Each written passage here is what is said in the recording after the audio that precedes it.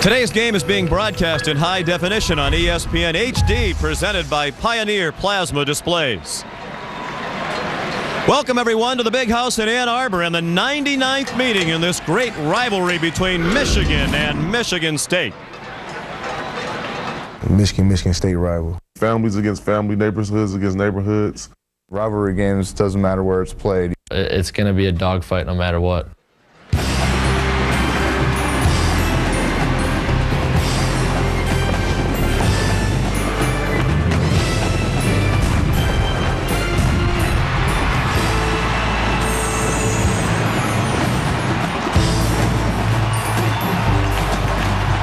It is a spectacular October afternoon in Ann Arbor. Not a cloud in the sky, the temperature near 70 degrees, and an excited crowd on hand to watch the 3-2 Michigan State Spartans take on the undefeated Michigan Wolverines at 5-0. Our coverage presented by Cars.com. And speaking of cars, here's Lloyd Carr leading the Wolverines onto the field at Michigan Stadium.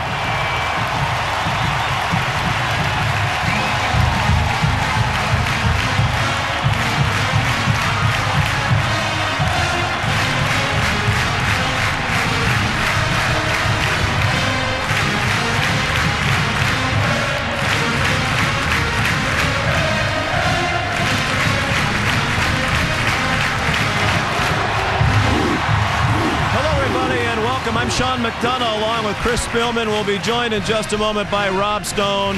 Delighted to have you with us. Palpable excitement here in Ann Arbor. That wasn't the case at this time last year as the Wolverines were struggling through a 7-5 season. As a result, they came into this season, Chris, ranked number 14 in the country, as Lloyd Carr said, under the radar. They're not under the radar anymore. No, they're not. And the main reason why is they got great balance, total balance. They have balance on defense, possibly the best front seven Coach Carr has ever coached.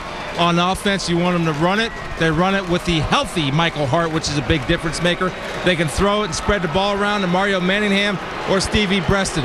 They're a solid football team. They're a balanced football team. And Sean, they're a hungry football team. And their bitter rival is Michigan State. The Spartans, with high hopes, entering this year off back-to-back losing seasons. They raced to a 3-0 start to this year and led Notre Dame by 17 points, 16 points in the fourth quarter, blew that game, and then unthinkably lost last week at home on homecoming to Illinois, which had lost 10 straight in the Big Ten. It is a team and a coach that needs a big win against their rival today. All right, partner, here it is. You got two choices. You either fight or you fold. We hear about, all right, us versus them. Well, that can go two ways. I've seen it go both ways in my playing days. I think Michigan State's going to come out and play a great game. This is their bitter rivalry, and when you talk about this game, you're going to see a bunch of slobber knockers. They're going to be all over the field today. John L. Smith said he knew they were in trouble last week going into the Illinois game because of the way they practiced in the week leading up to that matchup. He's very pleased with the way his team has prepared for this ball game. They've lost 4 in a row in this rivalry, so this is the last chance for these seniors to post a victory over Michigan. Drew Stanton, their quarterback, addressed the team Tuesday in practice, asked his team, how many of you have a win over Michigan? There were no hands raised. This is their last chance today.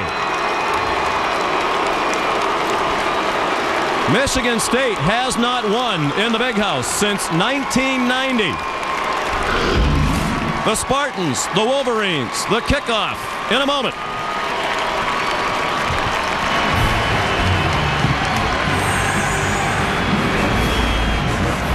ESPN's College Football, brought to you by the Taco Bell Big Bell Value Menu. Think outside the box. And Nivea for Men Replenishing Aftershave Balm for a shaving world gone mad. Reese Davis, Lou Holtz, and Mark May with you. Michigan and Michigan State set to kick off in the Big House momentarily. It's just part of an extravaganza of college football on the family of networks. Have the Wolverines and Spartans coming up. Following that, after a college football scoreboard, Tennessee and Georgia in HD tonight, Lou. Oh, I think it'll be a great football game, but it's just Tennessee is such a balanced team. Great on defense, good on offense. Keep an eye on that Tennessee quarterback, Eric Ainge. Phenomenal season thus far. And a couple of games on ABC. Big 12 North battle, Nebraska and Iowa State. You just don't walk into Jack Trice Stadium in Ames, Iowa and stroll out with a victory. And others will see Oregon and Cal as well, regional coverage.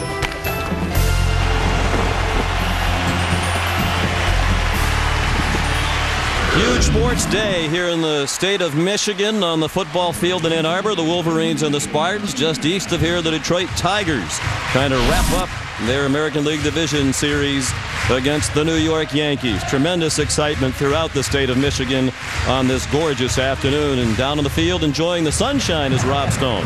Hey, Sean, Michigan State offensive coordinator Dave Baldwin told us this week that his biggest concern coming into this game is coping with Michigan's front seven. To deal with it, he told us, quote, "We're going to use everything in our offensive arsenal to try and keep them off balance. Multi-formations, roaming out of the pocket, even quarterbacks lining up at different positions." Now, Michigan defensive coordinator Ron English knows that. He doesn't know what's coming his way. He said, if we try to worry about everything that they may throw at us today, we'd go crazy. So instead, they're just going to stick with what they've been doing. And oh, by the way, it's been working awfully well for them. His hope as the game progresses to pick up some tendencies as down and distance continues through this game. Rob, I think when you look at this whole situation, Ron English trusts his athletes. And anytime you have athletes like Michigan does on the defensive side of the ball, led by that man right there, Lloyd Carr, you got a chance. You dictate to the offense of Michigan State what you want them to do and make them forced to adjust to your defense. Well, each week we try to pick the impact players for each team. It's hard to do with Michigan. So many impact players on each side of the ball. Today we highlight two on offense. Mike Hart, who's rushed for at least 100 in every game but one this year. Mario Manningham, 6 receiving touchdowns in the last 3 games. And David Harris playing as well, you believe, Chris, as any linebacker in the country. Yeah, I've watched David Harris, and this will be my 3rd game, and I watched a lot of defenses and a lot of college football players and a lot of linebackers. I have not seen one better yet so far this year. Chad Henne is the Michigan quarterback. John L. Smith with concerns about his quarterback. Drew Stanton has bruised ribs. He was less than 100% in their loss against Illinois. Still leading the Big Ten Conference in completion percentage this year at 63.3.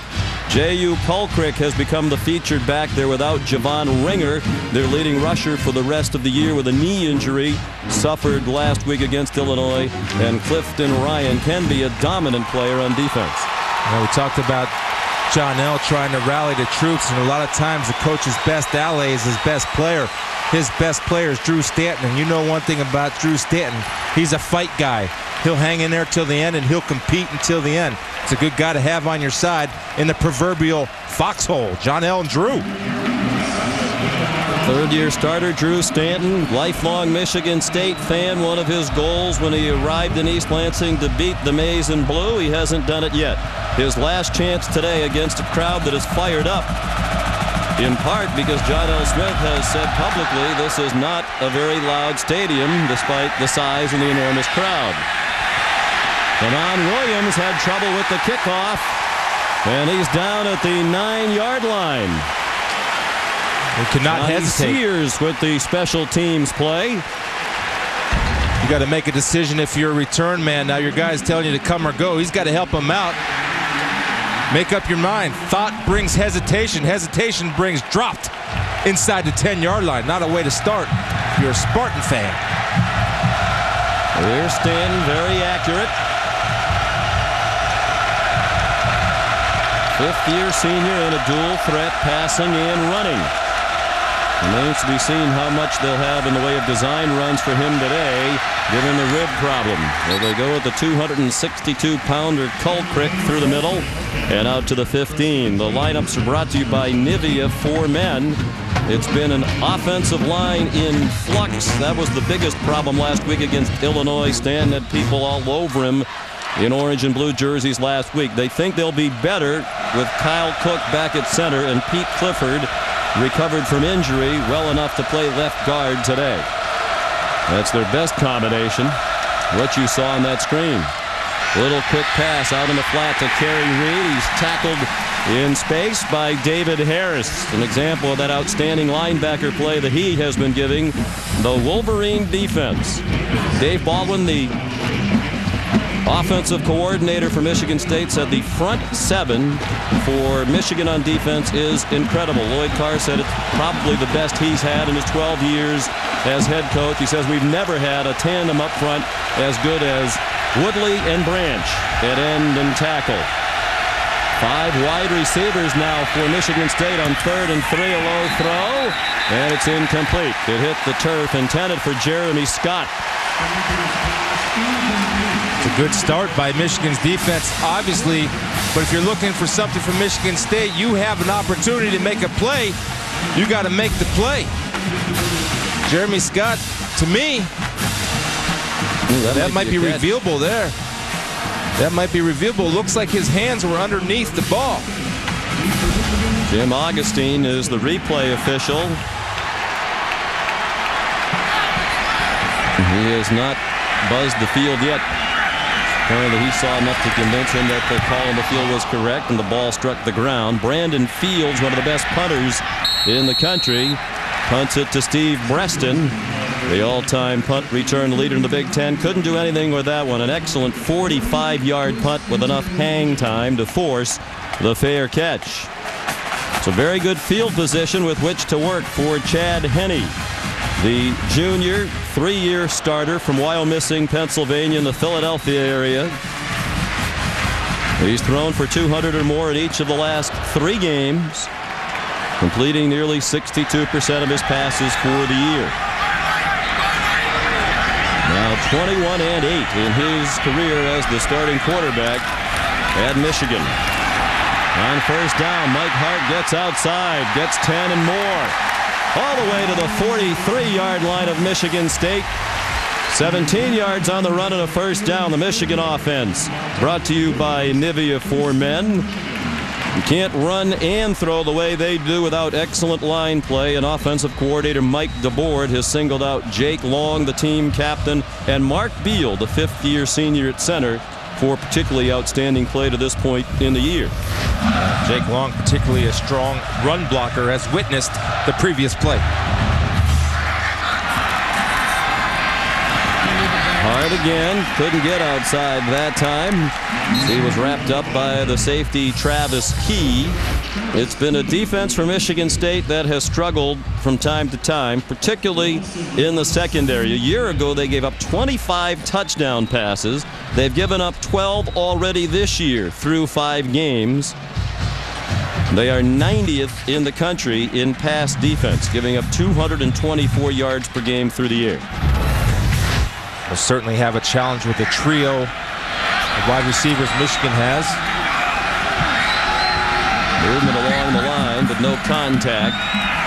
On 2nd down and 10, Henne out into the flat to Breston, and a good tackle right away by Greg Cooper, a former safety who's moved back to cornerback this year, and the coaches say he's much more comfortable there. He had a good break on the ball, but the thing I've witnessed through the start of this year up to this point is the growth and confidence in Chad Henne. He does not hesitate. He'll pull the trigger on any throw. He'll throw it into coverage because he trusts his arm, and more importantly, he trusts his boys to go up and make a play for him. The brilliant freshman year when he led them to the Big Ten title in the Rose Bowl. Movement up front.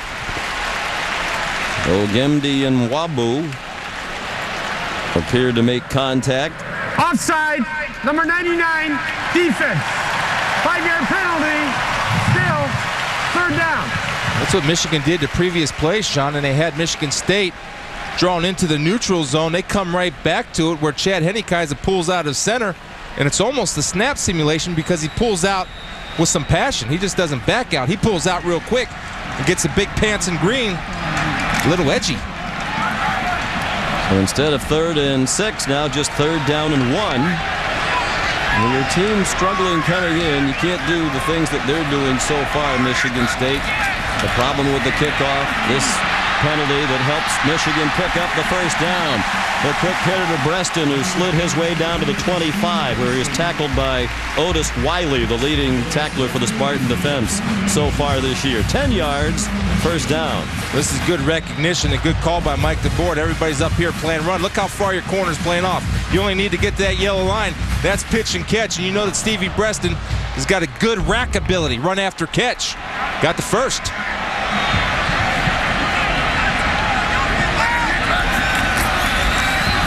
Hart bounces off tackles. Turns a 2-yard loss into a 5-yard gain. He's only 5'9". But as Charlie Weiss, the Notre Dame coach, said after the Wolverines beat his team, he is a powerful inside runner. Mike Hart at 195 pounds. Yeah, David Heron had him right in his sights right there. Notice Wiley comes up. And guess what? Michael says, I like being the hitter rather than the hittee. As you said, Sean, small in stature, but he runs like he's 230 pounds. The team leader from Syracuse, New York, out of Onondaga High School, has had huge games the last 2 years against Michigan State. Both games went to overtime. He rushed for more than 200 in each. And last year he did it on a bulky ankle that cost him 4 games and was a big reason why they were the disappointing 7-5 team of a year ago. He got 5 more and a first down. Sir Darian Adams, the kind of hybrid Michigan State calls him the bandit, was in position.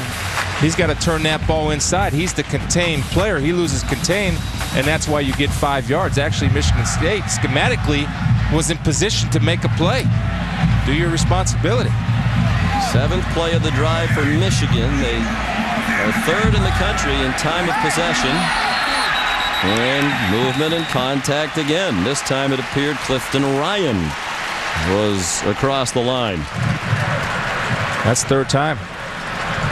Offside, number 92, defense, made contact, 5-yard penalty, still first down. Watch Chad Henne, what he does, Sean. He doesn't back out soft. What he does is, watch him. He'll pull out of here hard, which draws these guys. They're not very, he's kind of giving a fake hand snap. You see that? I'm not too sure if that's legal. Well, that's what John L. Smith was talking about with the officials. He's got a right to be upset. That's a smart little move there. Getting a little edge. Mike DeBoer and Chad Henne. Mind games. All's fair in a rivalry game like this, Chris. I'm with you. Hart chopped down by David Heron. Converted fullback, now linebacker for Michigan State. But 3 yards for Hart. It'll set up 2nd and 2. Upstairs, Mike DeBoer obscured by the pole. He looks better that way. Just kidding, Coach. Oh, handsome fella. He's a good football coach, and he, as you said, Sean, he doesn't understand why defenses don't try to make him go the distance. They try to play man-to-man. They go over the top. It's over. Play zone and throw underneath. Hart again has the first down inside the 5. And it's fun to be an offensive coordinator when you can run and pass and you dominate the time of possession and you're good on 3rd down as they are. And Mike DeBoer also gives the defense credit. He said, hey, the defense gets the ball back for us quickly. That's going to help your time of possession too. Well, that's why Michigan's defense is so good, because they're not on the field a lot. And just watching Mike Hart, and compared to the first game we saw where he was dancing a little bit, he's a one cut and run dude right now. And he's putting his head down trying to run over fools, and he's doing a good job of it. Coming off his best game of the year last week against Minnesota. He's into the end zone in this one. Touchdown, Mike Hart.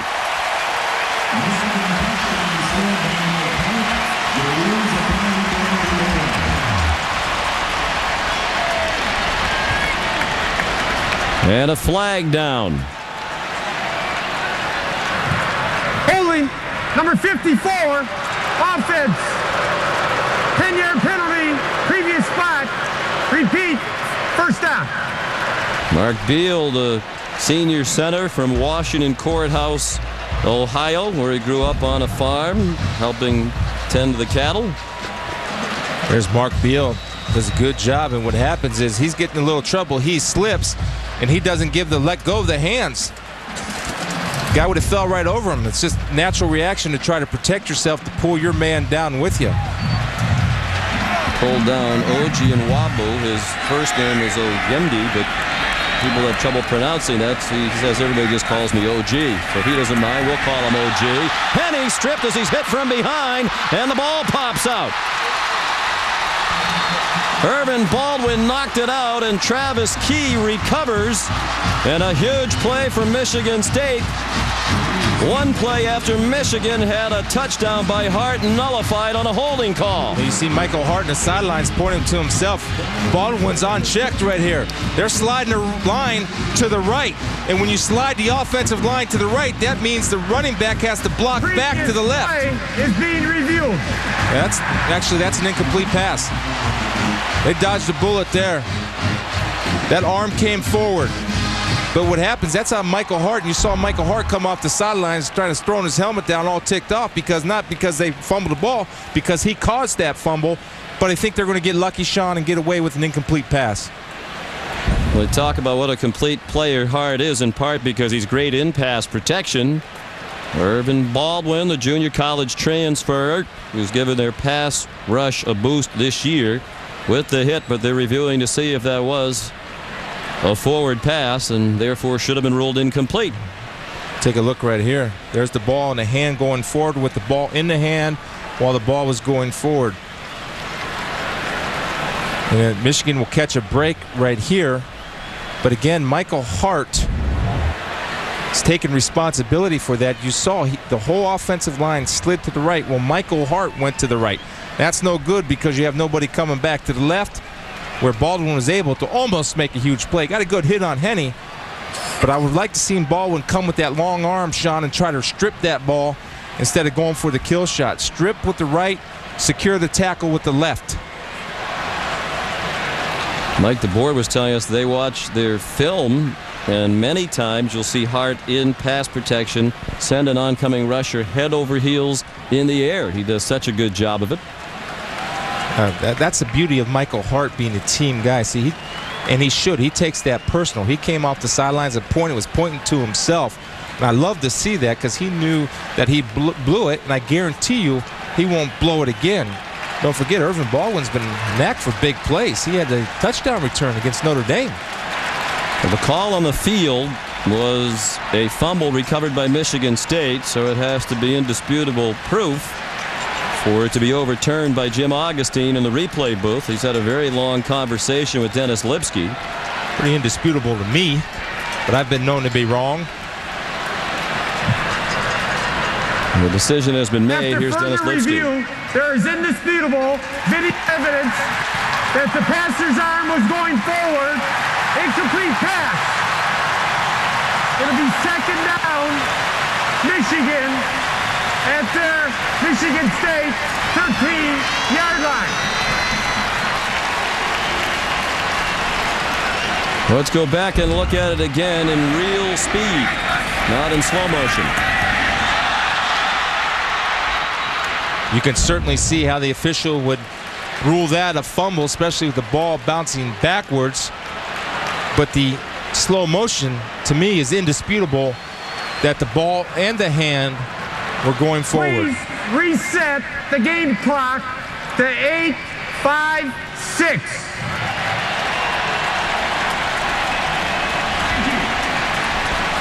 Which would make sense, since the play should have been blown dead before the fumble was scooped up and advanced. The ball back at the 13-yard line now, second and goal for Michigan. 10th play of the drive, their first possession on offense. Penny has a man wide open. Touchdown, Adrian Arrington.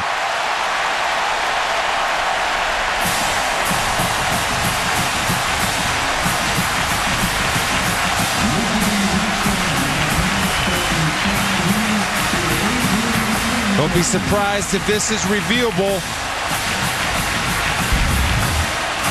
Nice pass by Pennington, putting where his man could only get it.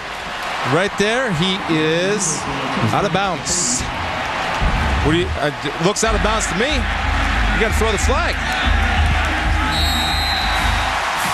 And there's a flag down as the extra point's good. John L. Smith irate because the officials didn't stop the play. He, of course, can challenge, but also the replay official can let the officials on the field know. Personal foul, number 9 of the receiving team. That 15-yard penalty for roughing the kicker will be administered on the kickoff. 2 points here. John L's got the red flag in the pocket. He's got to throw it. And Michigan did a good job of rushing their extra point team onto the field to get the snap off before the officials, apparently in a replay booth, had no time to review it. The catch, well, out of bounds. With you. He could have thrown the flag for review, but also the officials should have stopped. Absolutely. It. Clearly, this should have been reviewed for a longer period of time.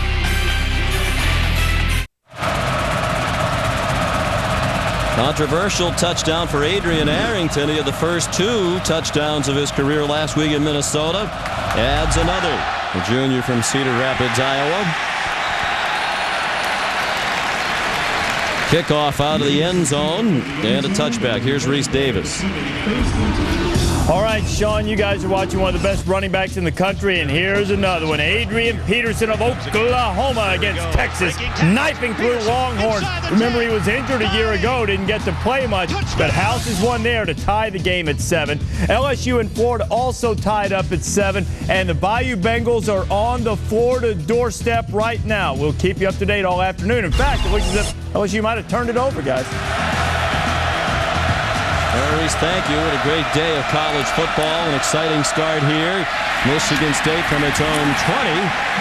And Jeremy Scott, the wide receiver who's forced to play some tailback this week with the injury to Javon Ringer. He got collared. He came to Michigan State as a tailback, but has become one of the leading wide receivers in the history of the school.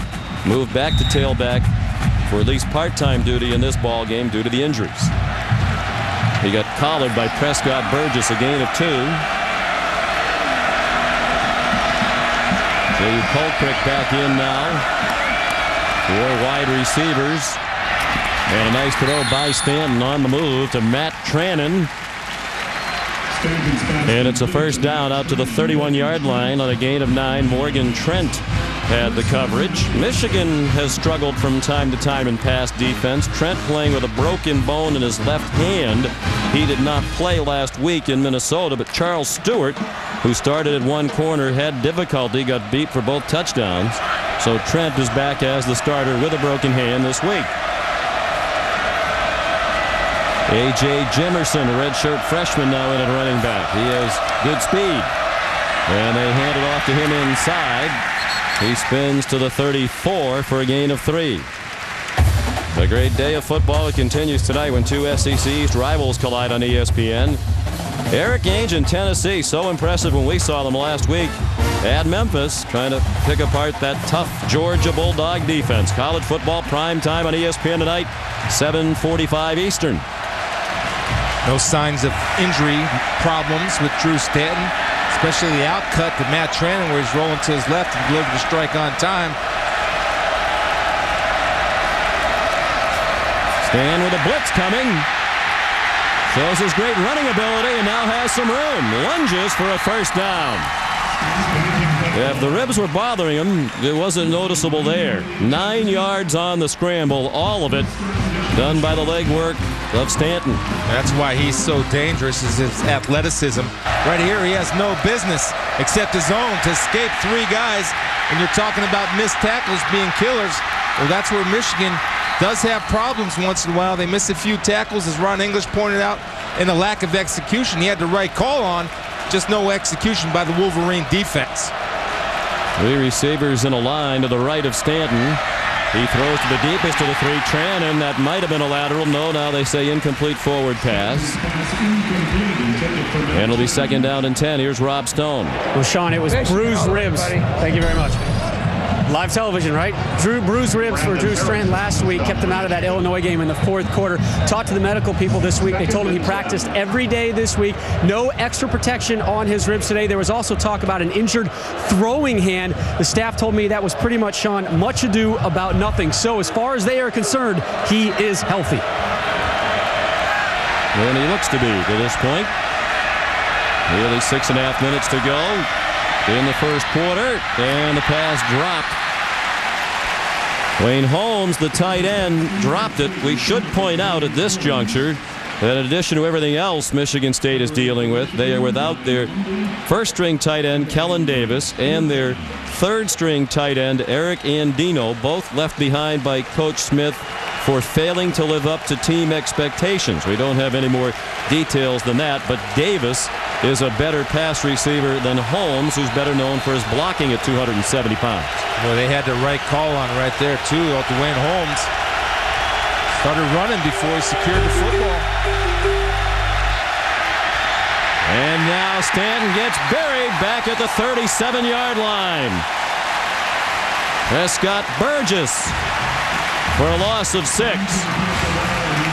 There you see some of the problems of Michigan State's offensive line being able to pick up blitz. You'll see Prescott Burgess from his linebacker spot coming through untouched.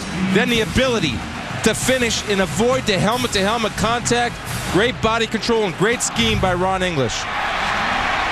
Steve Breston waiting for the punt from Brandon Fields, who averages 45.5 yards per punt in his career, and he'll improve on that with that boomer. That takes a great bounce, at least for the moment. But he outkicked the coverage. Sideways and then forward into the end zone. 63-yard punt. It will come out to the 20 when we come back.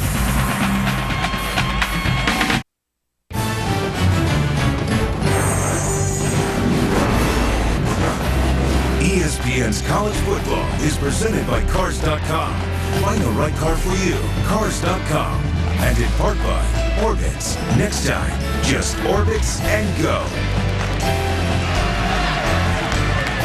Tremendous roar just went up here at the Big House from all of the fans, those dressed in maize and blue and those in green and white. They're united in support of the Detroit Tigers, and the public address announcer announced during the commercial break that the Tigers lead the Yankees 3-0 in the second inning. If Detroit wins, they wrap up that series, which would be a major surprise. False start, number 73, offense. 5-yard penalty, still first down. Alex Mitchell, the guilty party. Here's Reese Davis. Sean, LSU is shooting itself in the foot against Florida. They'd already muffed a punt to set up a Gator touchdown, and Jamarcus Russell fumbled right on the goal line, fumbled the snap, and then he threw an interception to Ryan Smith. Through it all, LSU's hanging in. LSU and Florida tied at 7. Maryland's leading Georgia Tech by 6. Now that is a big surprise. There's Mike Hart. Gets the penalty yardage back +1. He rushed for 33 yards on their opening possession. That ended with a 13-yard touchdown pass. Chad Henne to Adrian Arrington. That's controversial, and that's another part of a rivalry like this, Chris. A lot of times over the years, there are controversial plays, and this one will be debated well after this ball game is over. Well, the question here is whether Arrington's inbounds when he catches the ball, and it looks like his arm is the first thing to hit, which then would rule him out of bounds. But Michigan did a great job of getting their extra point team on in a hurry and got it off before a challenge could be issued by the replay booth. There's a screen to Hart. Stumbled, but still has room and has a first down out to the 32-yard line. We should point out that our production truck has made contact with the replay booth, and the replay booth's explanation was they didn't have enough time because the ball was spotted so quickly and kicked so quickly to give it a thorough review. But they had seen it at least once with a couple of seconds between the airing of that replay that we all saw and the extra point. There was, I would think, time to stop the action if the replay booth decided it was worthy of another look, which it at least should have been. Yeah, you don't know what the coaches see up in the booth, but John L. certainly could have thrown a red flag, but he didn't know. Kevin Grady in for Hart. That's the carry out to the 34. They'd like to get more carries for Grady and have less wear and tear on Hart, who carried 31 times last week against Minnesota, but Hart is so valuable in so many areas, it's just hard to take him off the field. A very similar type of back in Kevin Grady. You know, the Michigan offense is so well balanced. I mean, they can go deep, they can throw short, they can screen you, they can draw you. They can do anything they want until you start establishing a mentality to take something away. 2 tight ends in the game for the Wolverines, and the pass dropped by Mario Manningham. That's a rarity. Greg Cooper had the coverage. And to go back to the point you made, John L. Smith could have thrown the flag and used his one challenge too. It's what I don't like, part of what I don't like about this new system, which will probably be tweaked as they go. The coach is in a catch-22.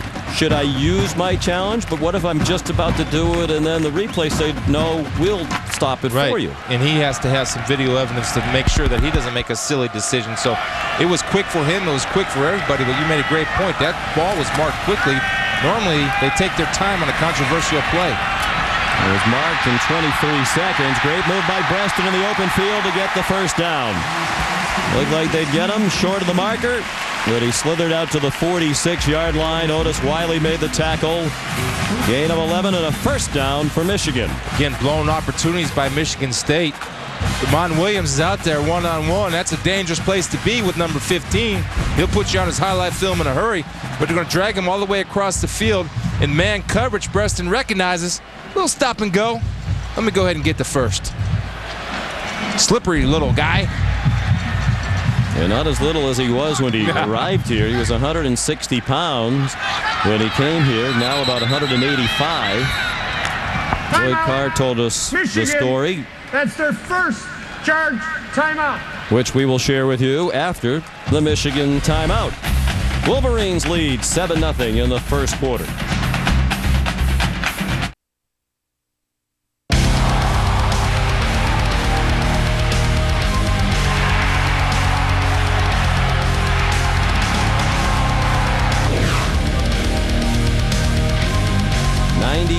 Meeting all time between Michigan and Michigan State.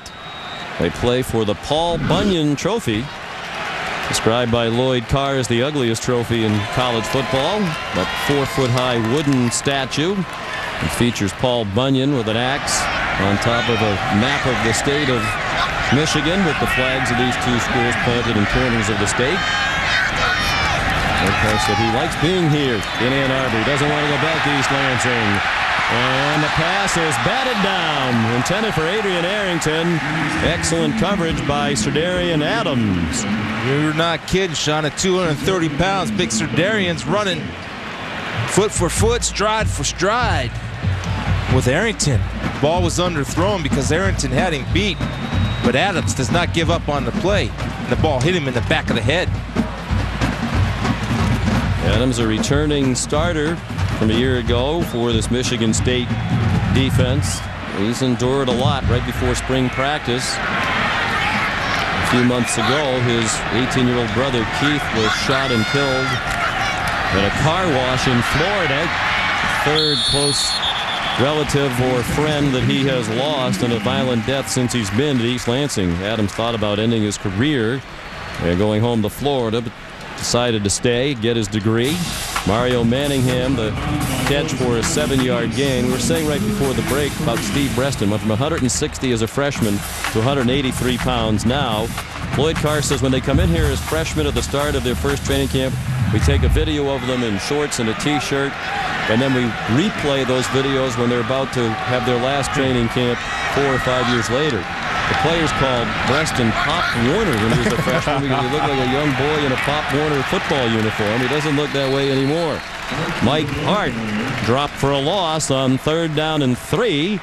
The Spartan defense puts Hart on the turf at the 48-yard line. Otis Wiley with help from Clifton Ryan. That's a nice job of Otis Wiley coming up from his safety position, being the 8th man in the box, and really stoning Mike Hart. You don't see that often where Mike gets stopped in his tracks.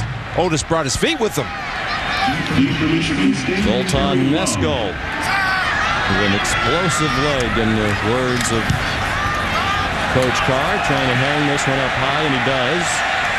And the fair catch made at the 4-yard line by Terry Love. Not sure that's what John L. Smith would have wanted. A 44-yard punt. Regional action tonight on Saturday Night Football at ABC. First in the Pac-10, 2 top 16 teams meet, Oregon and Cal. And then number 22, Nebraska in Ames, where the Huskers have not won since 2000 to take on Iowa State. They had an exciting game last year in Lincoln. Nebraska beat the Cyclones in double overtime. That's regional coverage tonight, 8 o'clock Eastern Time.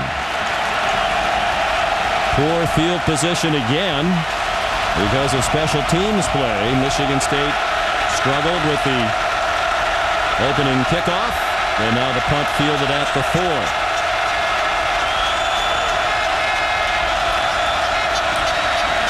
Colcrick.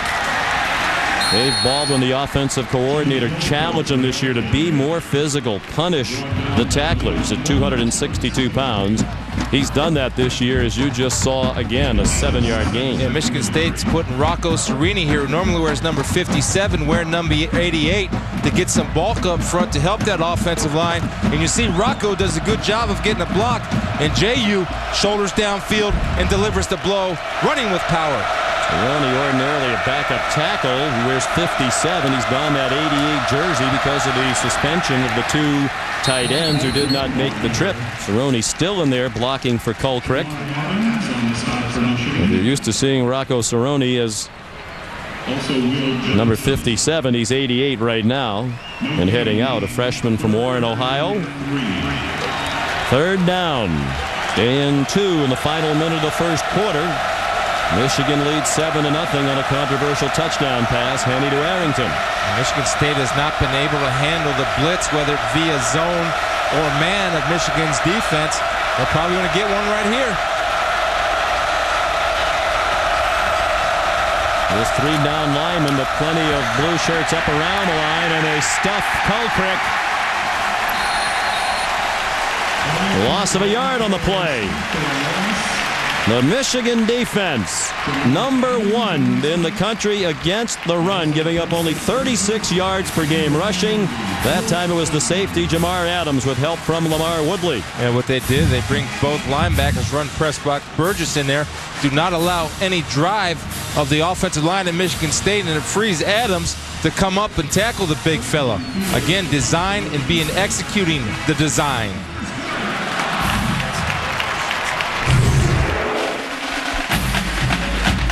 Michigan controlled the first quarter. Michigan State had just 31 yards of offense. The Arrington touchdown, 7-0.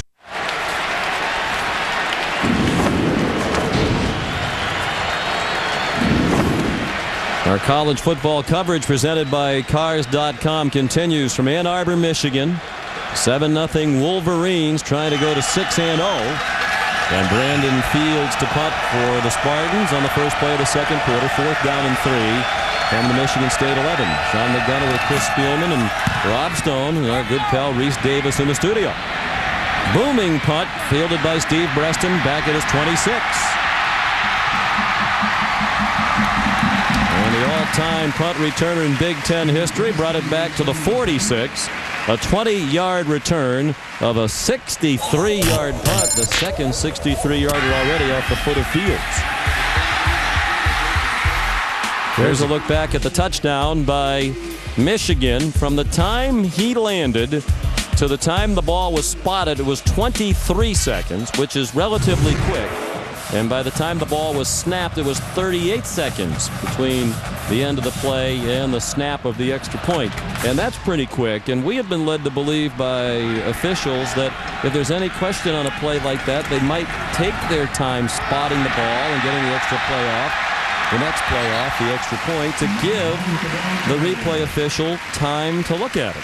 Yeah, we had time to view it, and right away from our replay, which I do believe the officials in the replay booth see, that was close enough to go ahead and hit the buzzer, even though the ball was snapped quick. And I do want to again point out that this is a chess game, and it was a great job by Coach Carr and his staff to get the field goal extra point team out on the field in an expedited manner to get the ball kicked away for the extra point before anything could have happened. 11-yard run for Mike Hart gets Michigan to the 43-yard line. Looked like a little movement before the snap. No flags down. Hart down after a 2-yard gain. Here's Reese. Sean, the ugliest touchdown pass in the history of college football looks beautiful to Urban Meyer. Tim Tebow, the jump shot, fluttering jump shot that Tate Casey catches. Tebow with his first career touchdown pass.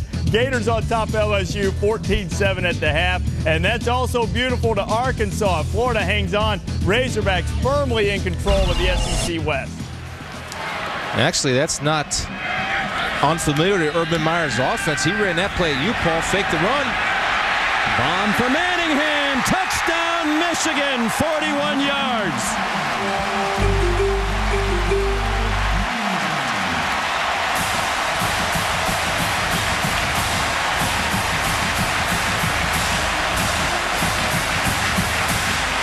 You know, you figure this guy catches bombs, I don't know, every week. You might want to tell your DBs you want to get deep as the deepest. This guy's a threat. And the way Chad Henne's throwing that deep ball, it's automatic.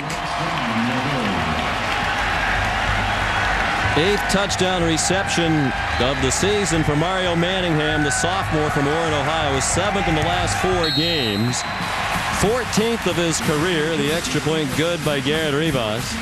And 13 of his 14 career touchdown receptions have been for 20 yards or longer. This one, 41 yards from a fired-up Chad Henne. 14-0 Michigan.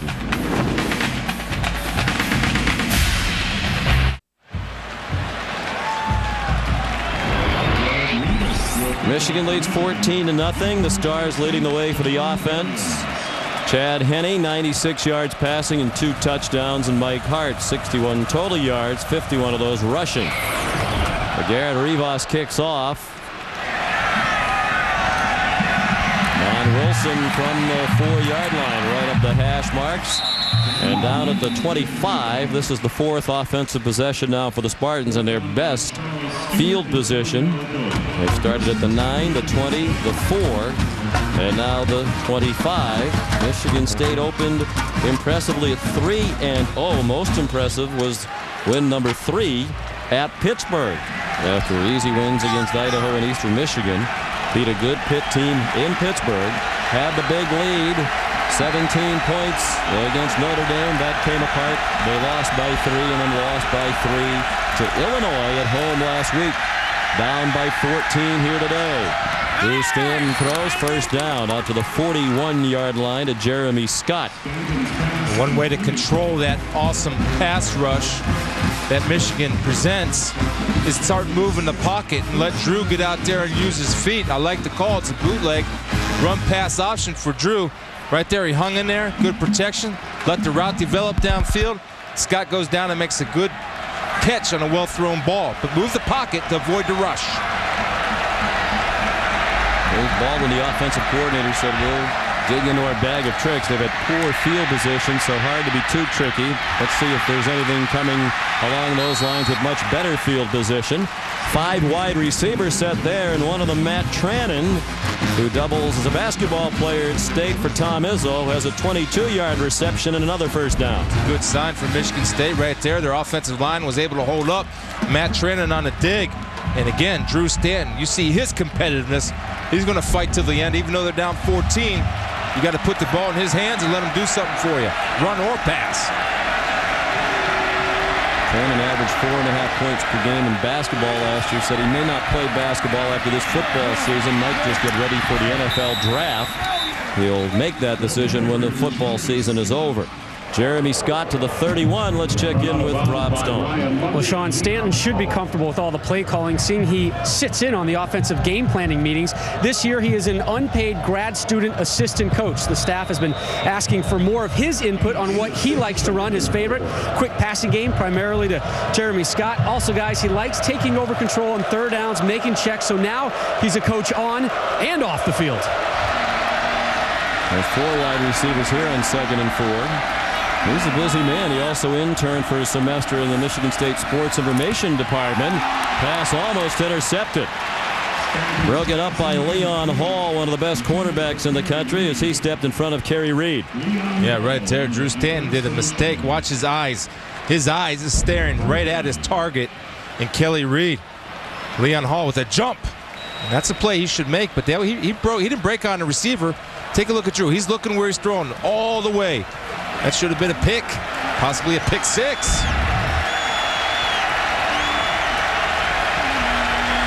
Hall hasn't played up to his standards so far this year, but Ron English, the coordinator, said he's coming off his best game a week ago at Minnesota. Stanton on the roll as a first down.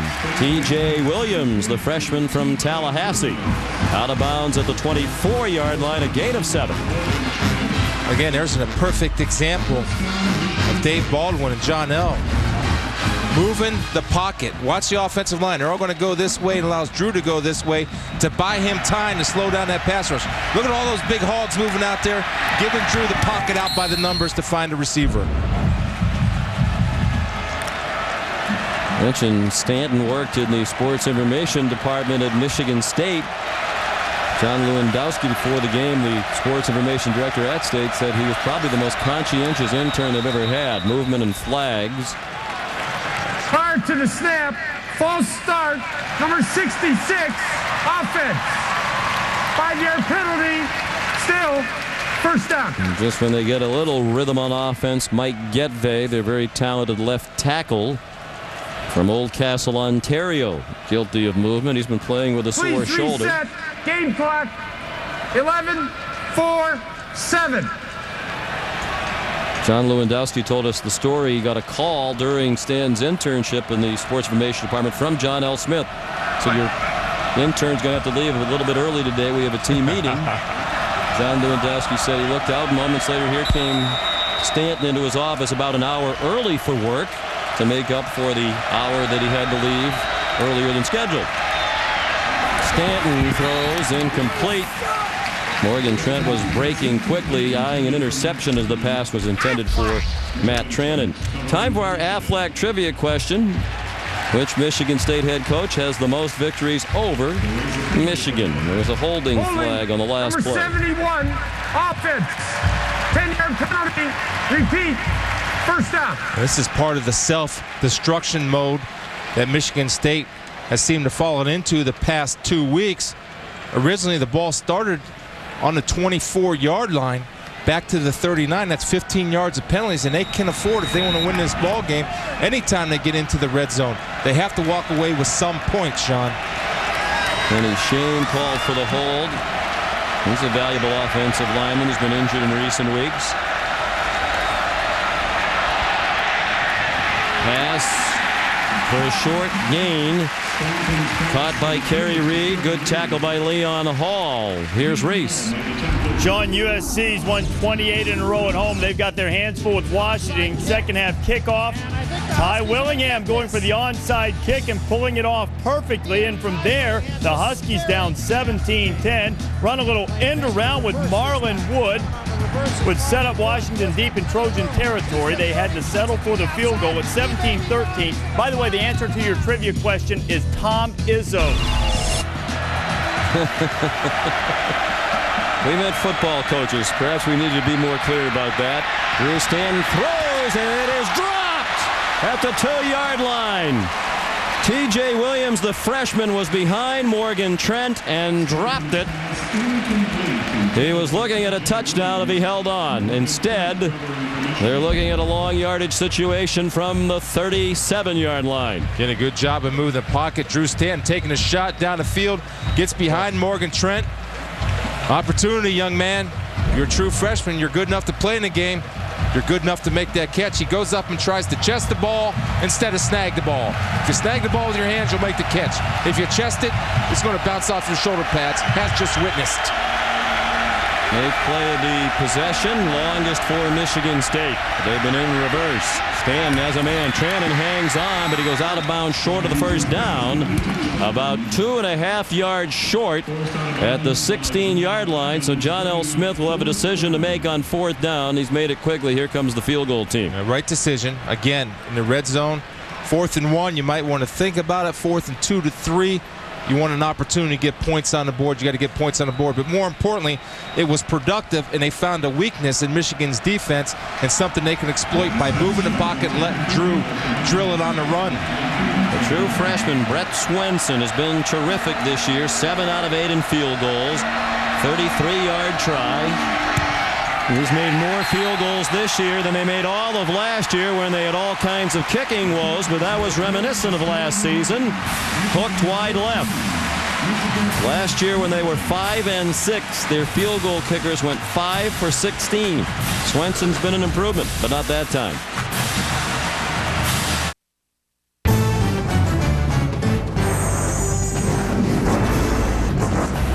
ESPN's College Football, brought to you by Aflac. Ask about it at work. And the United States Marine Corps. The few, the proud, the Marines.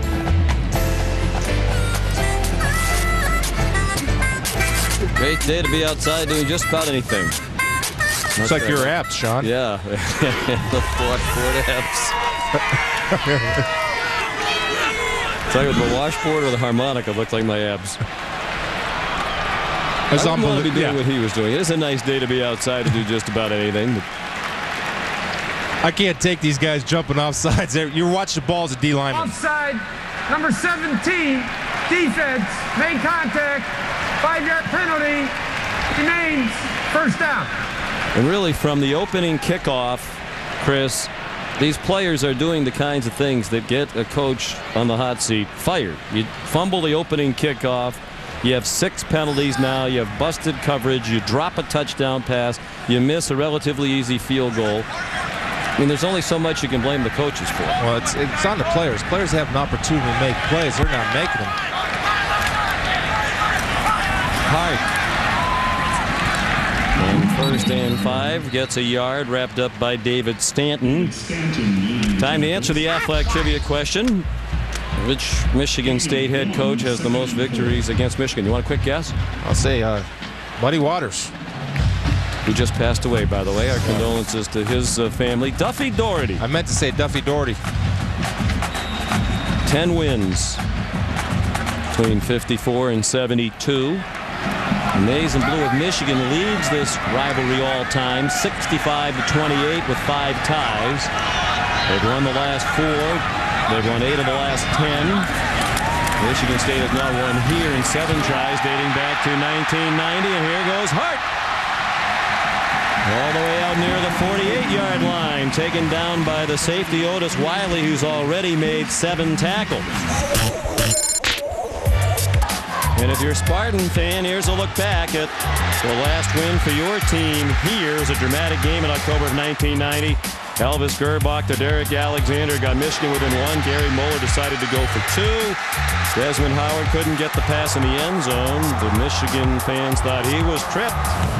Well, there was no flag, and Michigan State upset Michigan by a point. The last 3 meetings have all been close. The last 2 in overtime, but all 3 won by Michigan. Hart. Ball carried by Michael. Runs for 2 to the 50-yard line. He has 76 yards already. Here's Reese. Sean, second half underway in the Cotton Bowl. Texas and Oklahoma. Sooners with a 10-7 lead until Colt McCoy finds a wide open Lima Swede for the touchdown. And the Longhorns, some watching on ABC, with a 4-point lead in the third. He keeps getting better and better, Colt McCoy. He's growing in that position. Brandon Minor, the freshman, in at tailback now. And he gets a yard to the 49 of Michigan State. That'll bring up 3rd down and 7. Take a look at the talent and depth that Michigan has. It's something that Michigan State does not have. And you talk about you can run guys in, and a true freshman, Brandon Meyer, oh, by the way, if Hart gets hard or Kevin Grady comes in, it's just a wealth of talent and depth that a lot of teams in the middle of the pack in the Big Ten don't have. With nearly as many total yards as Michigan State, which just had a nice drive that ended in a missed field goal. Preston open underneath, 1st down. To the 40-yard line, they needed 7. They got 9. Lamont Williams and Greg Cooper combined on the stop. Michigan continues to be outstanding on 3rd down. Well, it's execution, Sean. You're talking about Stevie Breston knowing where the sticks are, recognizing coverage, knowing it's man coverage, taking a route across the field, catching and turning upfield, and making sure he gets the 1st down. Michigan State's defensive backs aren't closing on the ball and aren't closing and making contact when the ball's caught. They're letting that guy get his shoulders turned to get positive yards. 4 catches for Breston. Back it goes to Hart. Flag thrown. Hart down near the 34-yard line. Caleb Thornhill pulled him down.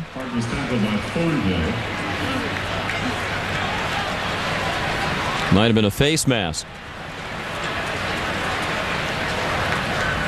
5-yard face mask, number 41, defense.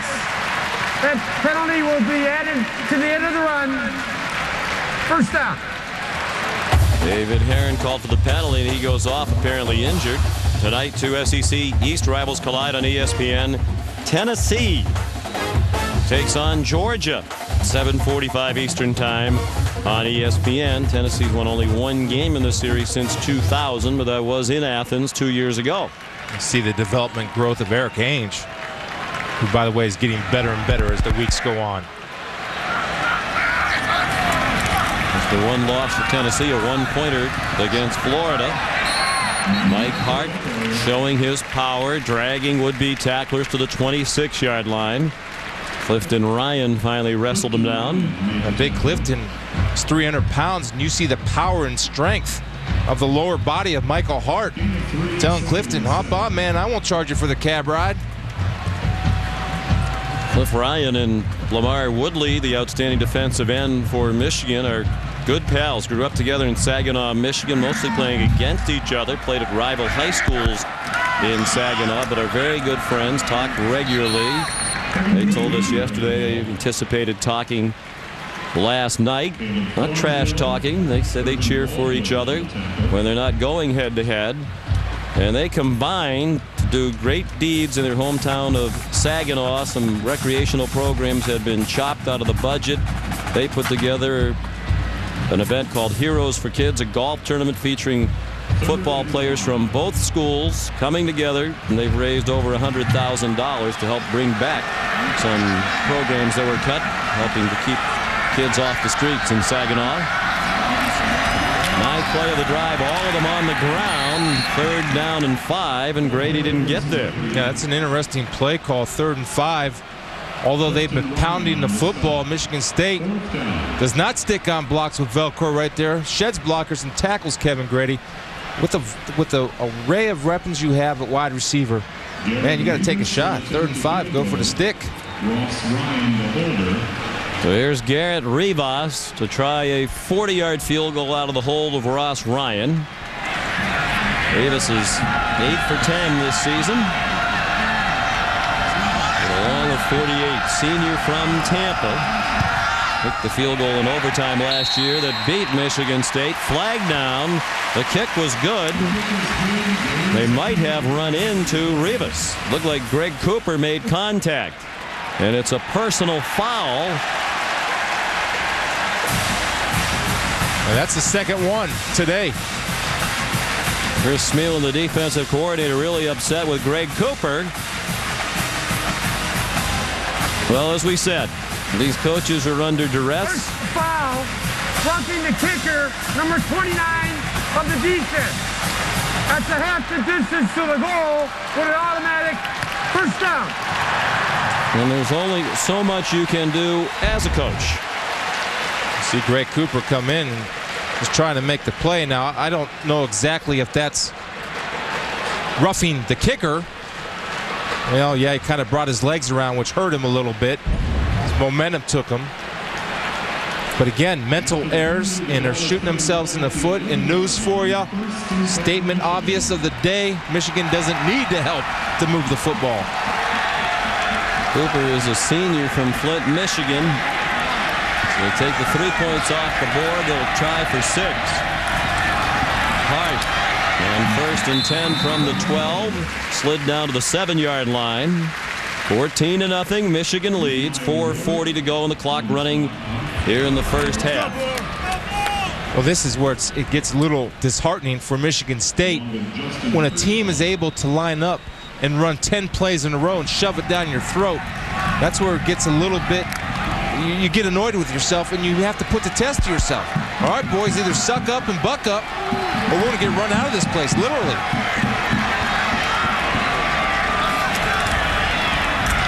They stick on the ground with Hart. OG and Wabu made the tackle. He's only been playing football for 4 years. Junior from San Diego, California. Started playing his junior year in high school. Did not play as a senior when he transferred to another school. Then played in junior college in the San Diego area for 1 year, but his dad passed away suddenly. He needed to get a job and work. He worked in a furniture store. Helped make money for a year, went back to junior college and became a prospect. Signed to come here to Michigan State. He's still learning on the job. Michigan calls timeout. They have one left here in the first half. Michigan leads 14-0 and building a 5-0 record. They've had the advantage in time of possession in every game, and that is decidedly the case again today. Nearly 7 minutes more with the ball for the Wolverines than the Spartans. They've run 10 more plays than their bitter rivals. Here's a 3rd down and 6, Michigan.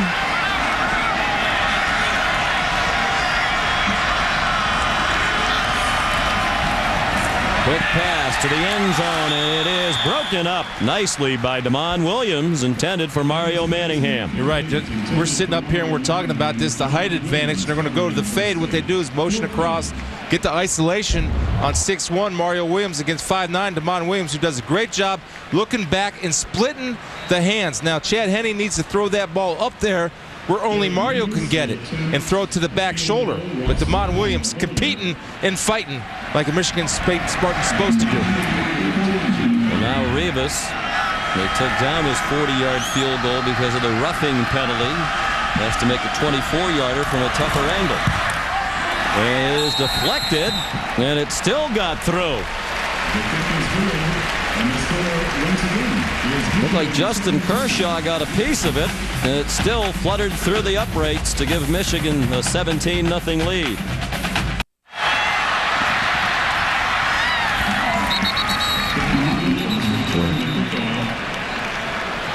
Charles Stewart made the stop.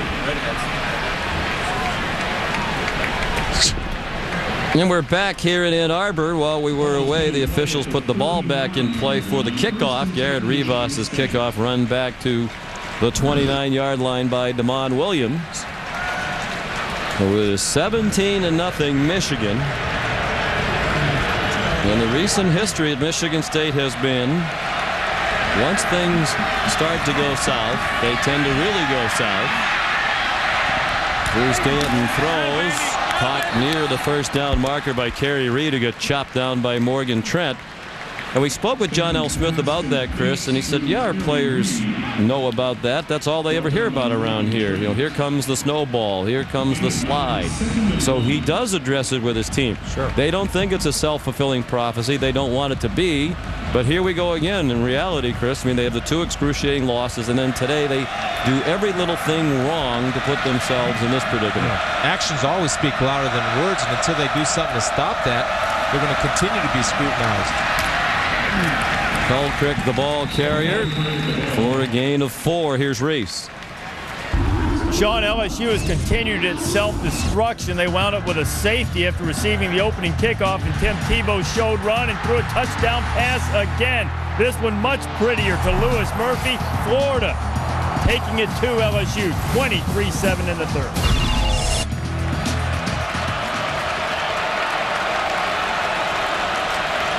They're ranked number 5, 1 spot ahead of Michigan. Michigan number 6 for the 3rd week in a row in both major polls. Little quick screen for a yard or 2 to the 45-yard line. Evan Thomas, the reception. It'll be 2nd down and 8. We're down to 1:45 left in the half. Michigan State with all 3 of its timeouts remaining. After this play, now you're going to start to see a little bit of sense of urgency. Time is ticking. Again, 3 timeouts, so they can afford to be a little bit patient. Stanton zings one too high over the head of Jeremy Scott. Stanton's pass incomplete, intended for Jeremy. Third down and 8. Brandon Engelman covering for Michigan. John L. Smith in his 4th year at Michigan State took them to a bowl game in his first season. They went 8-5 and went to the Alamo Bowl, but back-to-back losing seasons. That's the first time Michigan State has experienced that since the early 90s. And now he is considered to be on the hot seat. He said when we visited him this week, he believes in all likelihood they'll have to make it to a bowl game or he and his staff will be fired. Stanton throws too high. Over the head of T.J. Williams. He walked into a difficult situation as well when he arrived. Wasn't a great end to the Bobby Williams era. Had everybody singing his praises when they went 8-5, but a couple of memorable, heartbreaking losses that have factored into those 5-7 and 5-6 seasons, and then again this year with Notre Dame. And now there are many who are calling for his head.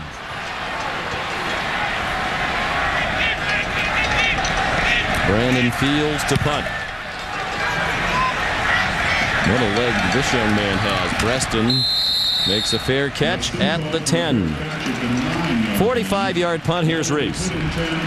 Sean, on the Pontiac Performance halftime report, we have a theme working. Tigers trying to earn their stripes. One batch of Tigers declawed, another batch declawing themselves, and one got to send some boys in pinstripes home if things don't change quickly. Louis and Mark will join me. We'll tell you all about it in just a bit. Reese, the crowd has roared every time the public address announcer has given the update here in Ann Arbor of that Detroit Tiger New York Yankee score. A lot of folks here listening to the baseball game on the radio.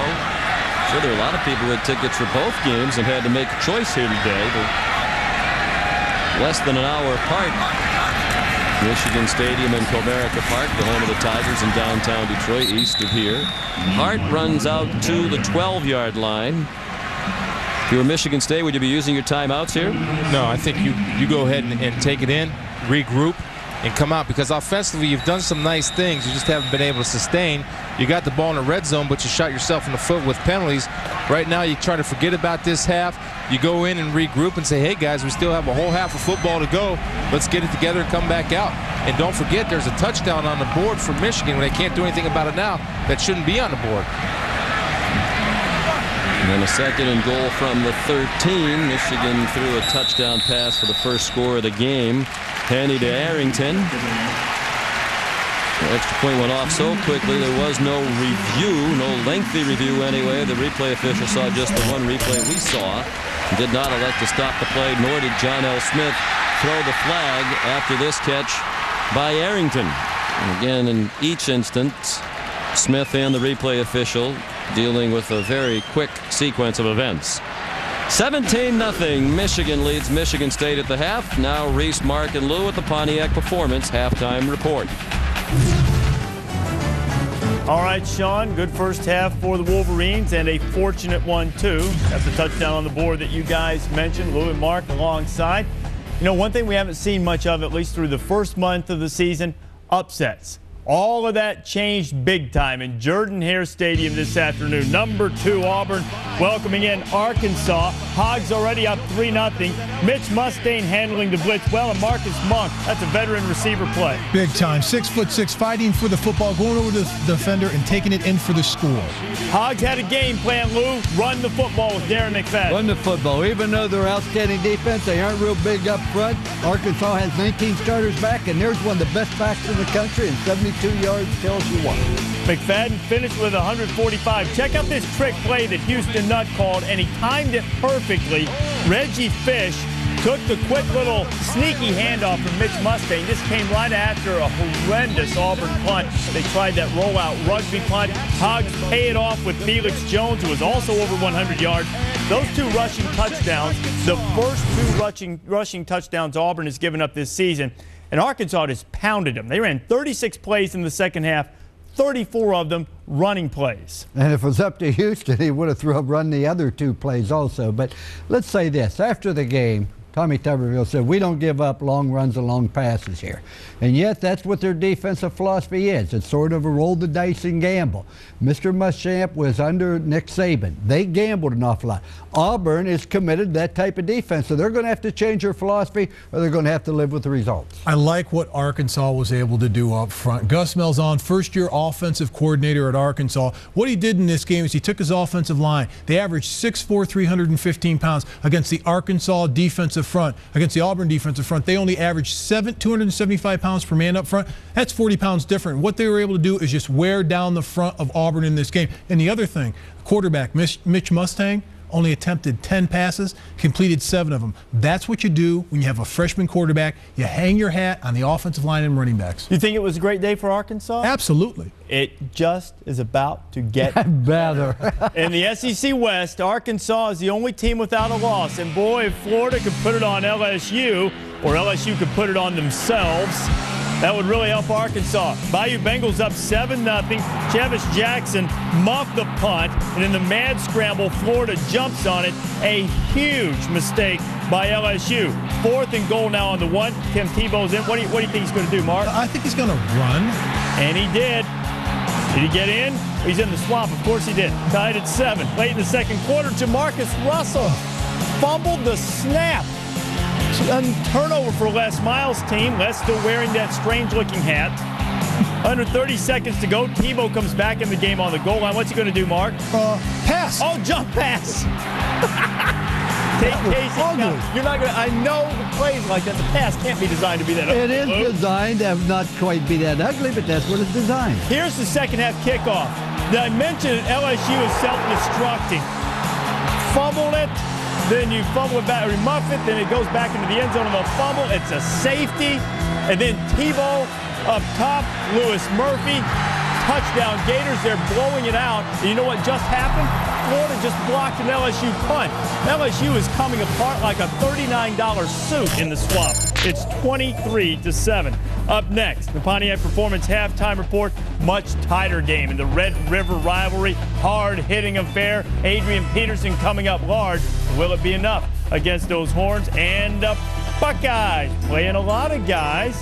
Maybe getting a little more than they bargained for. So, too, are the Trojans against the Huskies.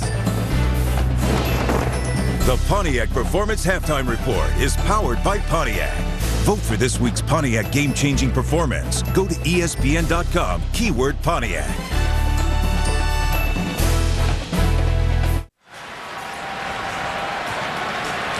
Back in Ann Arbor, ready for the start of the second half. Michigan leads Michigan State 17-0. A moment ago, Rob Stone spoke with John L. Smith. On Michigan's first touchdown, what was your thought process on whether to throw the red flag to get the replay or not? Oh, on that one, you know, I should have thrown it, to be honest with you, I guess. But the official back here told me he had a foot down in bounds, so okay. I guess I didn't. Some mental errors. How did you address that with your team at the half? Stay positive and make those corrections. Stay positive with them and come out and don't make a mental error. Sounds like sound advice, and it was an interesting sequence of events. We talked about it a lot during the first half. The circumstances surrounding the first Michigan touchdown of the game. On the touchdown pass, 13 yards. This is second goal from the 13. Chad Henne to Adrian Arrington, the leaping catch in the back of the end zone. Looked like he came down first out of bounds, ruled a touchdown, and we've put the clock in so you get a sense of just how quickly this happened. The officials spot the ball for the extra point when this clock goes to 23 seconds, which is rather brisk. We've been led to believe in situations like this, when there's a question, they take their time to give the replay official more time to get looks such as this one. This was the only replay Jim Augustine saw before the extra point was snapped. Yeah, you'll see in where the official told Coach Smith that a leg was dragged through the back of the end zone. You can see that, but after the left elbow hits the ground. And so from the replay booth, we noticed it, and you think that the replay officials, maybe they didn't get a quick enough look at it. I don't know. We're usually on top of that. They see what we see. Maybe they should have buzzed it. To me, it's got to be buzzed. That's the purpose of replay. And it was close. To get it right. You saw how quickly it happened between the end of the replay and the snap for the extra point. There was only about 3 seconds, but there was time. And the buzzer was not buzzed. Steve Breston got buzzed. And by his own guy. 17-yard return. Obi Alibu with the tackle. That's not good to say, though, when your fullback makes a tackle on a kickoff return. Watch Obi come in here, number 40. Whap. Obi, good hit, Obi. That's nice. Unfortunately, Jim Marshall-like. Go the other way, Obi. Don't block behind the ball. He's seen a lot more playing time at fullback this year. He's a special team standout. So I guess he just wants to get back in the practice of special teams play. Chad Henne hands off to Mike Hart. On the first play of the second half, Clifton Ryan made the tackle. Gain of 2 for Hart. Michigan controlled the proceedings certainly in the first half. Had the football for nearly 18 of the 30 minutes. And that's been the formula throughout this early season for Lloyd Carr and his coaching staff.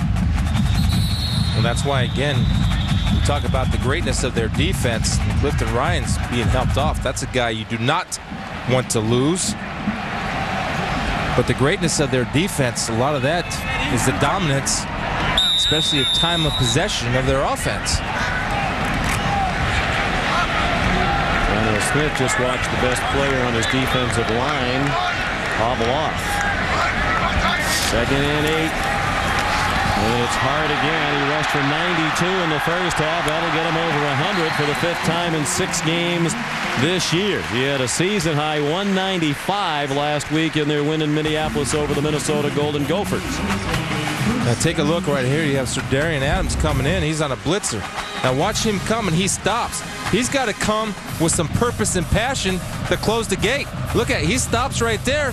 He slows down and does not sell out to make a play. You can't stop. If you're going to blitz, you better come 100 miles per hour and hit something. But don't hit air. Air doesn't hit back. Michigan comes in 13-1 all-time when Hart rushes for 100 or more in a game. The only loss was last year here against Minnesota. And he airing it out deep for Manningham, and it's over his head. He was behind Greg Cooper. We mentioned the one loss last year against Minnesota. Of course, that loss has been avenged. 3 of the last 3 wins for Michigan were victories over teams that beat them a year ago. Manningham had a lot to do with the win at Notre Dame to avenge that defeat from a year ago. He had 3 touchdown receptions in the first half. He had another against Wisconsin of 38 yards and 24 yards. And then last week, 41 yards against Minnesota. They lost to all 3 of those teams last year. They called it their redemption tour. They earned the revenge. Quick pass to Carl Tabb. And Greg Cooper gets him on the ground. A short gain out to the 44-yard line. A pickup of 2. It'll be 3rd down and 8.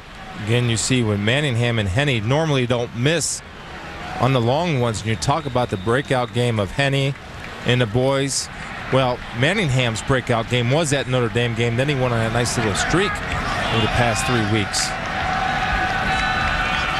Still working on the right leg of Clifton Ryan. 3rd down and 8. At the beginning of the year, they were looking for a number 1 receiver to emerge, and Manningham has certainly done that. And he throws, and it's through the hands of Manningham. A flag for a late hit out of bounds. They were just about to force a punt, and then Nehemiah Warwick hit Manningham out of bounds. Looked like Manningham might have been distracted from catching it by Damon Williams, who waved at the ball as it went by. Yeah, Damon. Personal foul, late hit, number 3, defense. Well, Damon Williams does a good job. Automatic first down. Of turning his hips and adjusting to the ball, deflecting it. Nehemiah has to have a little bit of awareness. And again, I tend to err on the defensive side of the ball here. That's a little push. Certainly unnecessary, but evidence. Well, it was way of the up self-destruction the ball, of Michigan State. It was out of bounds.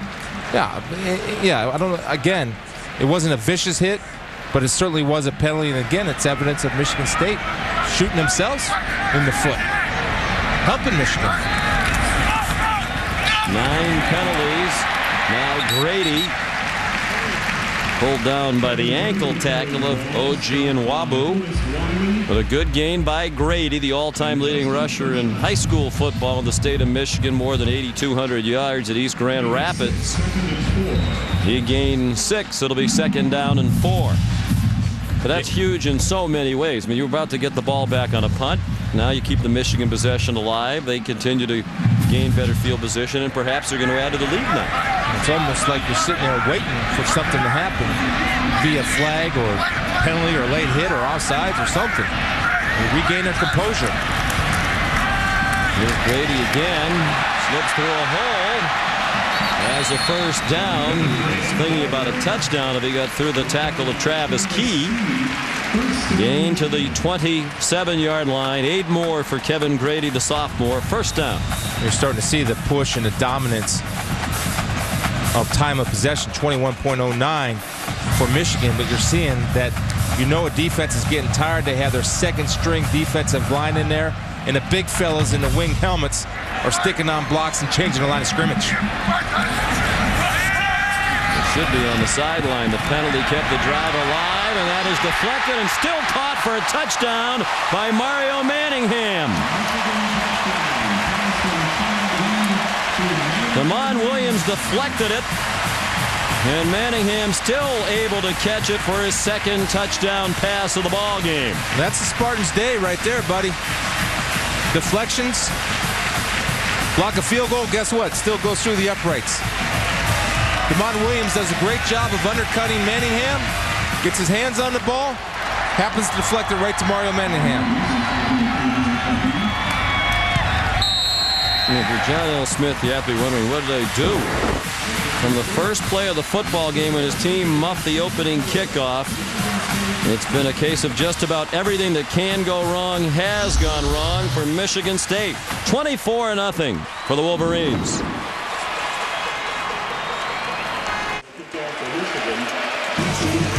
Well, earlier today, right across the street from Michigan Stadium, the group OK Go performing their song Invincible. Featured on Saturday Night Football on ABC. The crowd loved it in the Pioneer High School parking lot. Looks like he's been digging in my wardrobe. Apparently neither one of you have electricity in your homes.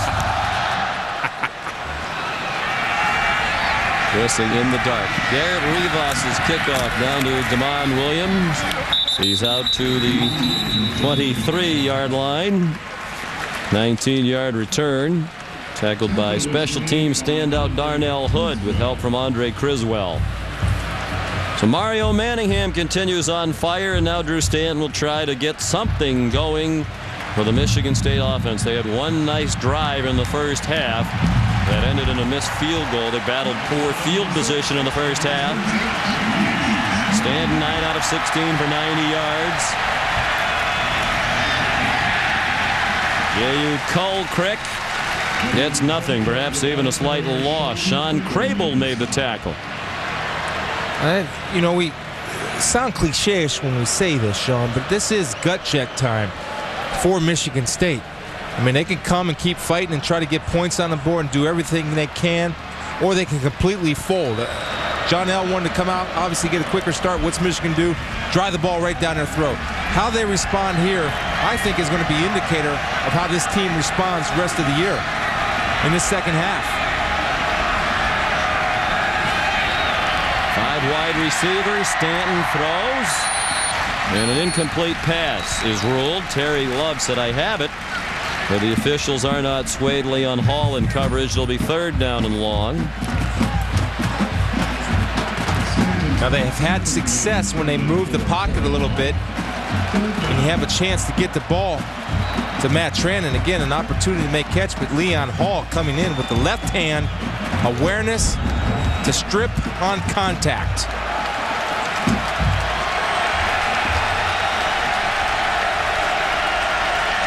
Design rollout. Sean Crable blitzing from the backside. Stan has a man behind the defense. 1st down, Spartans on a big play into Wolverine territory at the 38-yard line. Jeremy Scott The senior from Jupiter, Florida, got behind Jamar Adams for 42 yards. Yeah, this is nice. This is good recognition. Again, we just talked about it before, the play of moving the pocket where the success has come.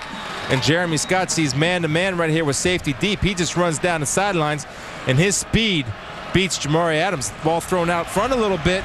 Spartans would have been on a scoreboard. His teammates tease him about not being the speediest. He was there. Yeah, he gets the most out of his ability, that is for sure. It's a chance to become the all-time leading receiver before he leaves Michigan State. My goodness. A hit by Prescott Burgess again on J.U. Colcrick. Prescott Burgess, 2nd and 10. Again, J.U., once he gets going, he's a load, but it takes him a while to get going. Prescott Burgess staying home, not overreacting, and hitting on contact, bringing his feet. It looked like a bigger hit because Colcrick slipped. Yeah, but his feet were starting to slide under him, but still elicited oohs and ahs from the maize and blue-clad fans. I saw that helmet do a little bobblehead action, Sean. Whenever you see a little bobblehead action, it's still good contact. Stan given a lot of time this time by the offensive line and has a receiver. It's Terry Love very near a first down. Here's Reese. Sean, USC has won 28 straight at the Coliseum since Tyrone Willingham's Stanford club beat them. Willingham bringing Washington in, and Isaiah Stanback to Johnny Curtin, and the Huskies within 3 deep in the 4th in the Coliseum. Trying to go to 5-1. Great to see the Huskies back. One of the great programs in college football for several decades. Jeremy Scott at quarterback. And 3rd down and short. Design run.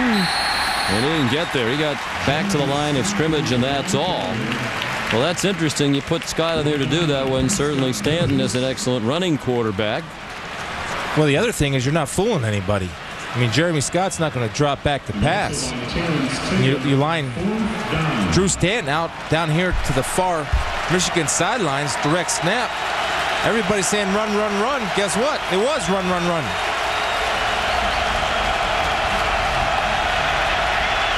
Stand back at quarterback. The Spartans going for it. Midway through the 3rd quarter, down 24-0. 4th down and 1.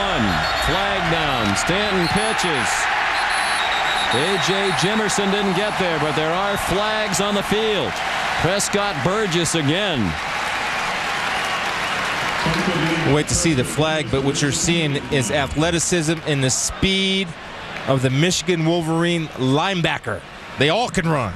Prior to the snap, false start, number 75, offense. 5-yard penalty, remains 4th down.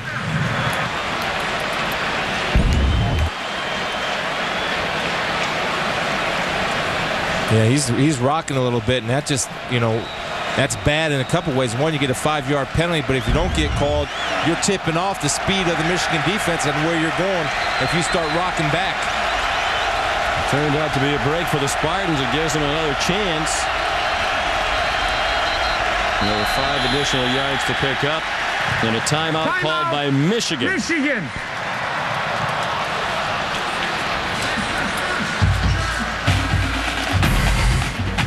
Fourth down and 6 for John L. Smith and the Spartans when we come back.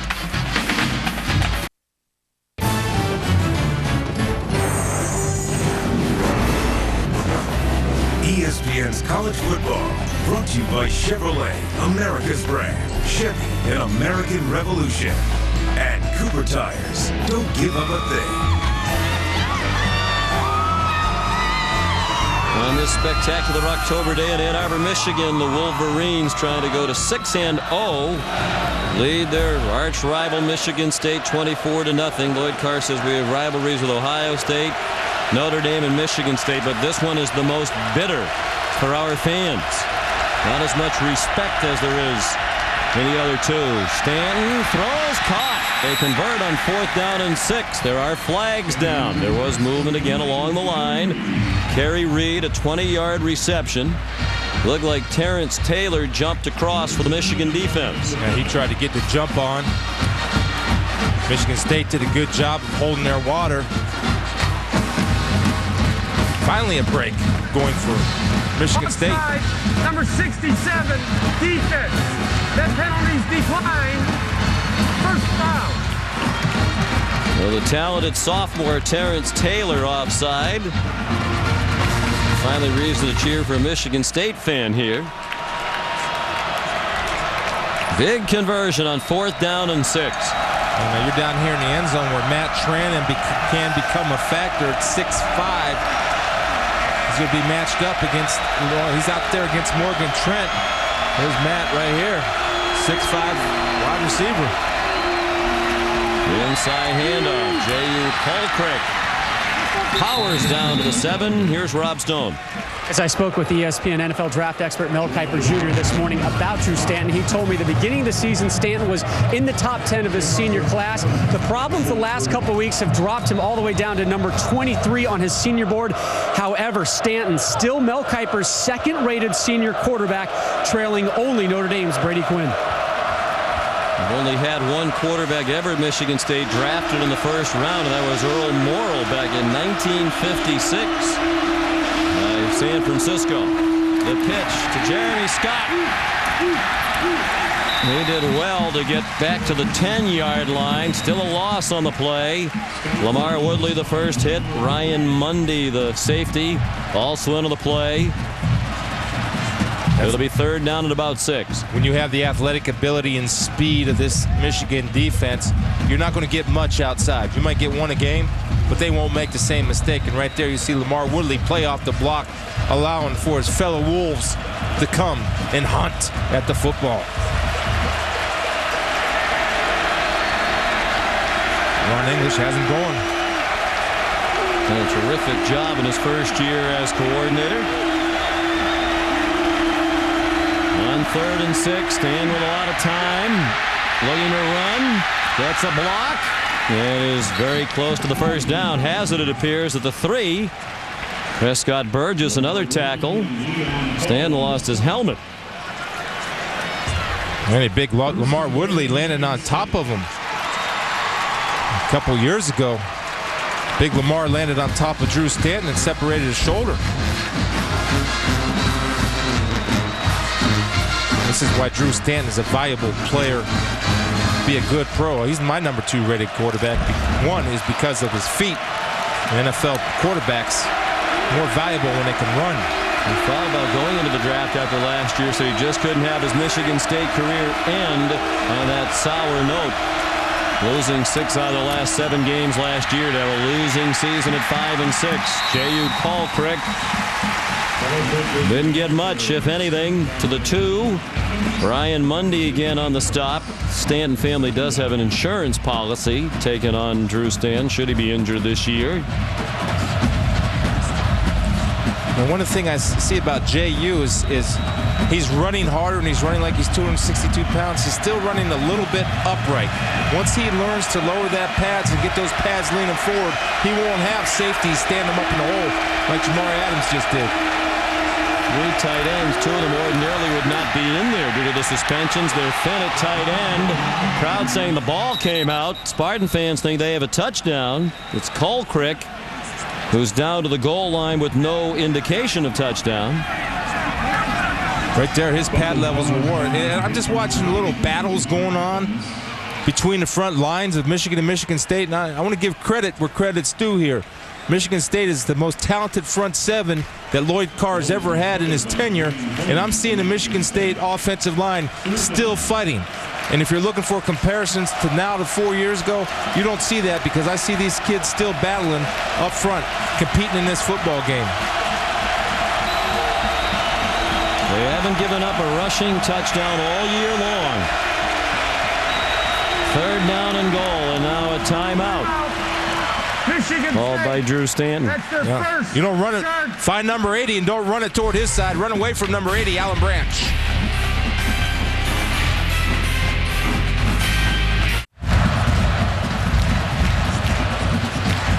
We're back in Ann Arbor. 6th-ranked Michigan leading Michigan State 24-0. The Spartans trying to get on the board here with 3:51 to go in the 3rd quarter, looking at 3rd and goal from inside the 1. Yeah, you run away from number 80. Or that, or put Sparty as the lead blocker and let him lead through the hole. Number 80 is Wall in there. Alan Branch, nicknamed Tree in high school in New Mexico. His teammates said he's too big to be just the branch. He's the whole tree. That's Tree. Second effort and a touchdown for J.U. Colcrick. That's good power running right there, Sean. We talked about it. Lamar Woodley, great penetration. But J.U. showing the fight of the Michigan State Spartans. Again, this is good to see if you're a Michigan State fan, that even though you're down 24-0, they come back and answer a drive. So again, the power in the second effort. Right there. See, the ball does cross the plane. And remember, it just has to break the plane. It does not have to land on the ground, just break the plane. The freshman from Pompano Beach, Florida, Brett Swenson adds the extra point. He's made all 22 of his collegiate career. And reason for some excitement. Get a little chippy down there. State sideline. Two SEC rivals collide tonight on ESPN. Eric Gaines and the Tennessee Volunteers take on that nasty Georgia Bulldog defense. It's college football primetime right here on ESPN tonight, 7:45 Eastern.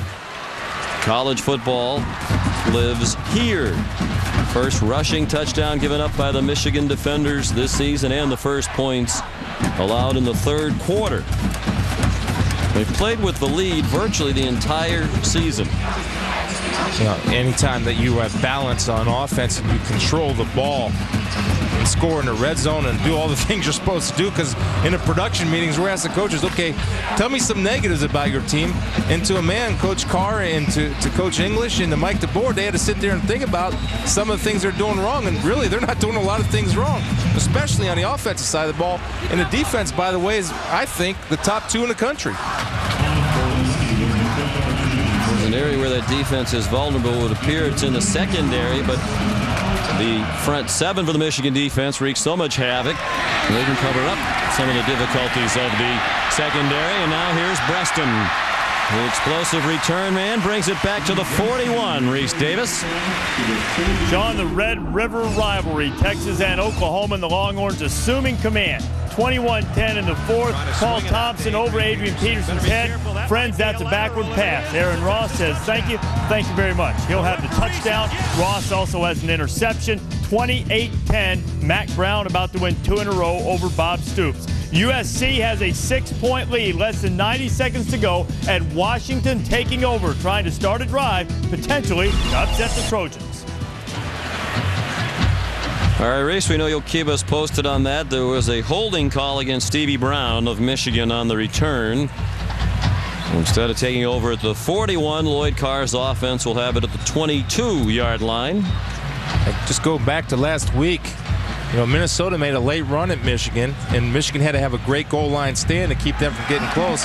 This is an important thing for Michigan to try to bury the stake. Hart got outside very easily and ran to the 36-yard line. 14 yards. Here's Rob Stone. Well, Sean, a couple series ago, you saw the big defensive tackle for Michigan State, Clifton Ryan, limp off the field. Right now, a huge ice bag on his right calf.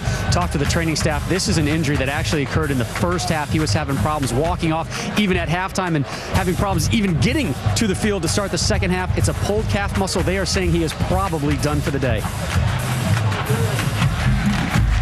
Best player in their defensive front.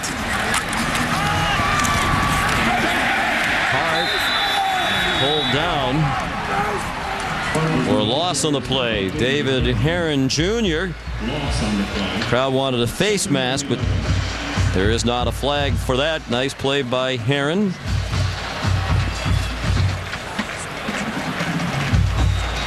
Hart has gone to the sidelines, apparently shaken up on that play. And that's one guy you don't want to get hurt, and you see him taking his gloves off right there, and he's nervous. So that, hopefully that's not too good. He's moving his leg up and down. Not too bad, I should say.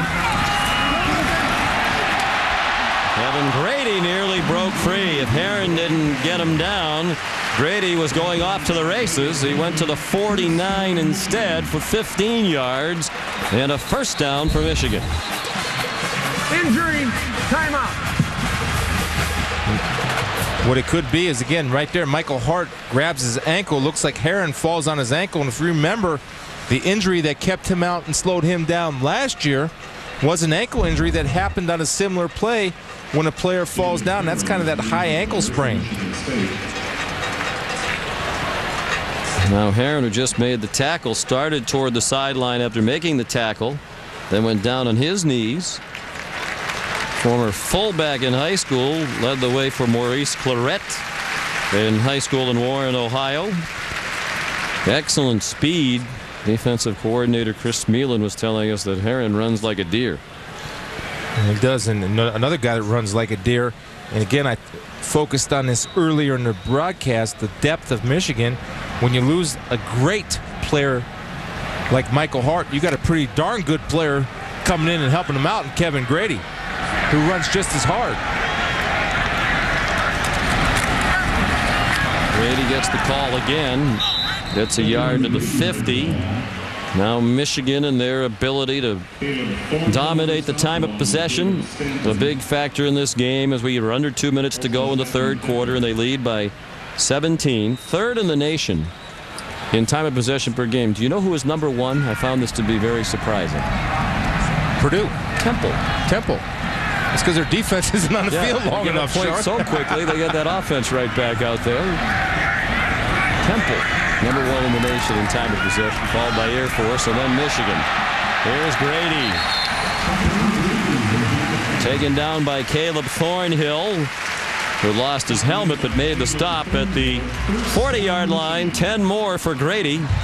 And Michigan continues to pile up the rushing yardage. Yeah, MSU's defensive line, they're in there and they're trying to hang on. They don't have the depth, and you can see the power of the Wolverine front 5 and 6 starting to take over and just creating holes and gaps where even you could run through, Sean. Oh, don't get carried away now.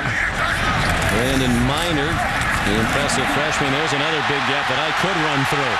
I can't run this fast, though. Minor lunged for the end zone and got there. Touchdown, Michigan.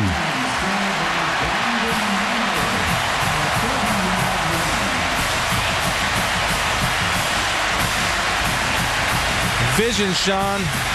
True freshman. Brandon Meyer. Shoulder square to the line of scrimmage on his own blocking scheme. Cuts it back. He says, Adrian Arrington, come spring me, baby, for 6. Adrian obliges. Brandon, number 4, does get a 6. First career touchdown. He's out of Richmond, Virginia. Very impressive in fall camp. Lloyd Carr says he'll be an asset this season, and he demonstrated it right there. Garrett Rivas, the extra point. And Michigan answers the Michigan State score with a touchdown of its own. It's 31-7. Yeah, there's a vision right there. Is Adrian Arrington. There's the block on Greg Cooper that springs him. Damon Williams trying to get there. Not quite enough. But anytime you have vision like these young backs and they're taught to cut it back with their shoulder square, receivers blocking downfield, big plays happen, good things happen when receivers block downfield. Tonight, Saturday Night Football on ABC. 2 fantastic regional matchups. You'll see either Oregon against Cal from the Pac-10 or 22nd ranked Nebraska taking on Iowa State. Check local listings for the game in your area. That's tonight at 8 Eastern, 5 Pacific on ABC. That Oregon-Cal game matching 2 of the top offenses in the country. Oregon is 7th in the nation in total offense, and Cal is 8th. Both go into that game on a 4-game winning streak. Hart putting the shoe back on. Really no reason to put him back in the game right now, though, with a 24-point lead. Well, his day is done. It's got to be. It should be. Damon Williams returning the Garrett Rivas kickoff to the 32-yard line. 22-yard return. Stopped by Darnell Hill. Well, if Michigan was losing momentum or the game, he wants to get back in there. He's hungry. He knows one. You don't want to get Wally pipped, although I don't think that's a concern. No. But you still have 2 darn pretty good guys backing them up, and that's why if I'm Lloyd Carr, I said, Mike, take it easy, baby. Let Kevin and Brandon handle the load. That's all right. It's good to be paranoid. You talking about me? No. Not now. I was earlier. Stanton throws incomplete. Yeah, they don't want to risk anything with Hart. Lloyd Carr has said to us, Mike Hart is one of the greatest football players I've ever coached. I mean, think about all the great coaches that have, great players that have been here at Michigan, including these rushers. And Lloyd Carr has been the head coach for 12 years. He's been on the staff here for 27. That's quite a statement. Hart has moved up a couple of spots today to 8th with his performance in this football game. He's rushed for 122 yards today. Short pass over the middle. J.U. Colcrick close to the first down. 9-yard gain on what will likely be the last play of the third quarter. It will be. As Stanton heads to the sideline.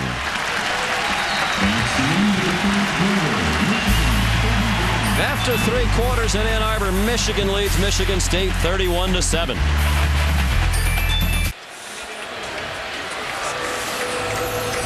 Our telecast is being broadcast in high definition on ESPN HD, presented by Pioneer Plasma Displays. Fourth quarter in the 99th meeting all time between Michigan and Michigan State. They've met every year since 1945. Michigan on its way to its 5th win in a row in this rivalry head-to-head, leading 31-7. Game clock to 15 minutes. It'll start on the snap. Thank you. Help them out, boys. Well, the hometown clock operator just wanted to get this thing moving a bit more quickly for the Wolverines. No, actually, it might have been the confusion about the new rules this year. It seems like the clock is always running. At the start of the period, it stops. Stanton dumps it off. Dwayne Holmes, the big tight end, with a lot of running room to the Michigan 44-yard line. Shoved out by Sean Crable. Balanced attack again today for Michigan. Even Brandon Miner, the third-string tailback, in the act and scoring, and a number of mistakes, including 10 penalties for Michigan State. Several costly drop balls. Finally, they got on the board to make it 24-7, but the Wolverines answer that one quickly.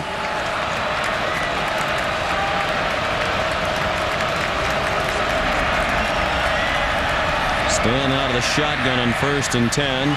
Finds the tight end Holmes again. He did not have a catch all year coming in, sophomore from Detroit.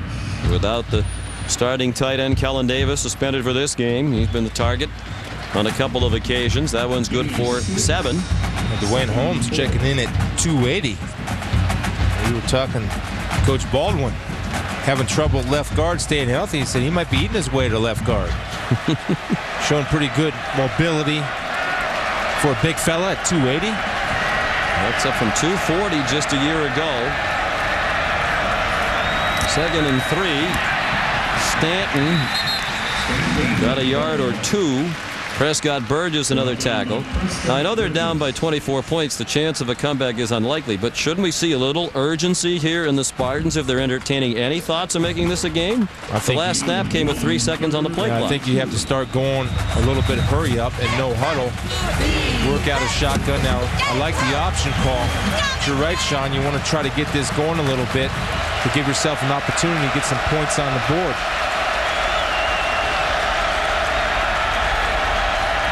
Again, the play clock down under 10. He spent a lot of time at the line.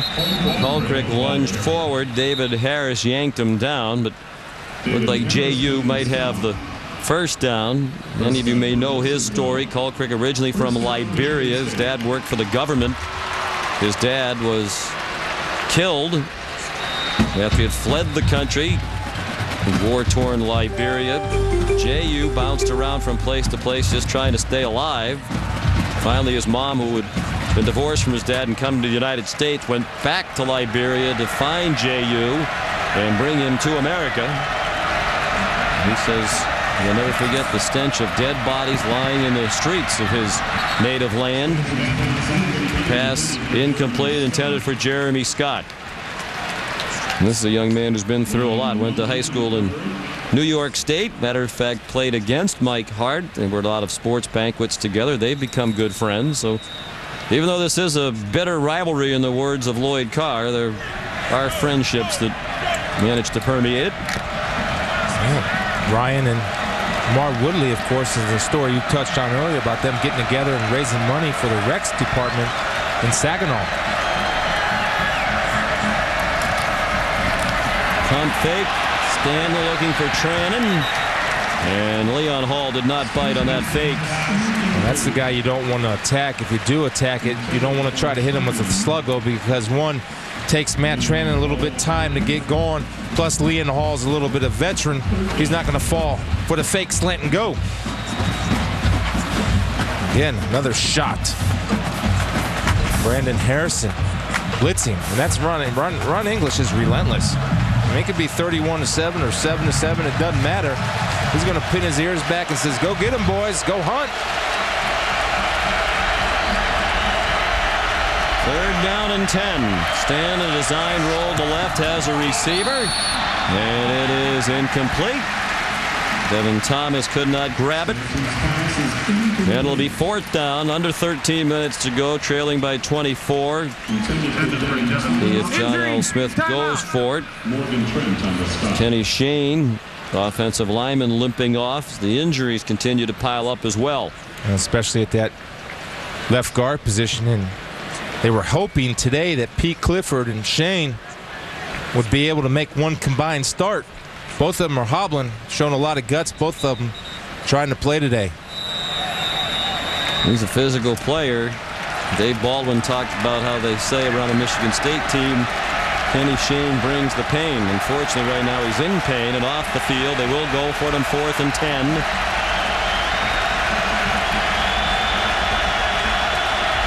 Three wide receivers to Drew Stanton's left. He rolls to the right. Throws into double coverage, and it is intercepted by Jamar Adams. He'd been much better served to bat that down. They would have had the ball back out at the 34-yard line, but I guess ahead by 24. Go ahead and pad your stats. That's his first interception of his junior season. The ball goes over to Michigan, up by 24.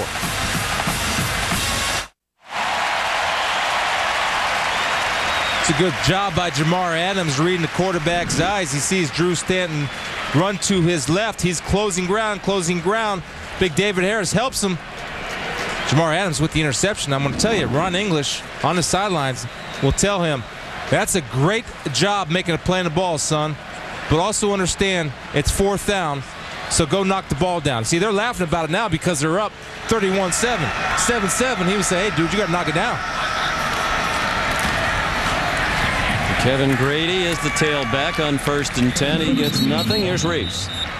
Sean, a thrilling finish in the Washington-USC game. Huskies down by 6 with the ball. Isaiah Stanback closing seconds. You see the clock in the lower part of your screen. They convert the first down with 5 seconds left. 4, 3, 2, and finally the officials stop the clock. And then Washington's not over the ball, ready to snap it. The snap did not get off in time. Might have gotten a little bit of a home clock there that cost them a couple of seconds, but the Huskies squander an opportunity inside the Trojan 20.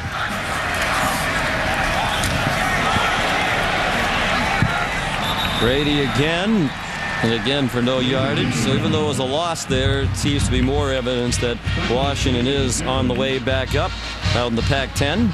Or more evidence that USC might not be the second best team in the country, and might be Michigan, in my opinion, along with Florida, could make an argument for the number 2 rating. There's Auburn upset at home today by Arkansas. So Michigan will move up. There are many who believe both Michigan and Ohio State will be undefeated when they get together at the end of the regular season in Columbus on November 18th. Michigan has been playing a schedule that is about as difficult as any. Ball might be out here. There's a fight. As any that Lloyd Carr says they've played. It was recovered by Michigan, and it's 4th down. I say there's a fight. There's usually a fight at the bottom of the pile. Scrum for the ball. Wolverines have just come through that redemption tour that we mentioned. 3 wins in a row over teams that beat them last year. Notre Dame, Wisconsin, and Minnesota. 2 of those games were on the road. Now they're about to beat their rival. They go to Penn State next week, and they have Iowa here. And after that, it should be pretty easy before they get to Ohio State. Northwestern, Ball State, and Indiana. The 3 games leading into Ohio State. Zoltan Mesko and a flag down. They hit the punter again. Terry Love brings the punt back. Well, I guess the question becomes, I mean, these players know better, but when you have this many penalties, 11 now, and inopportune times, and not that there's ever a great time like this, but so many of them and so costly, do you have to put some of it on the coaches for undisciplined play? Well, I think ultimately you see Coach Smith getting on his assistant coach right there, but ultimately the coaches do a good job. They coach them up. And 5 yard running into the kicker, number 22 of the receiving team. At the 5 yard penalty, will repeat, 4th down. And he caught his helmet on the foot, but ultimately, Sean, the coach is responsible for his players performing. And I know that John L., they work hard, they do a good job, they coach them up, but ultimately the players got to be able to take coaching, and they haven't taken coaching very well, with evidence of all the penalties. And this guy is trying to make a play, but you have to understand where the kick point is, and you stay away from the kick point of Zoltan's left foot.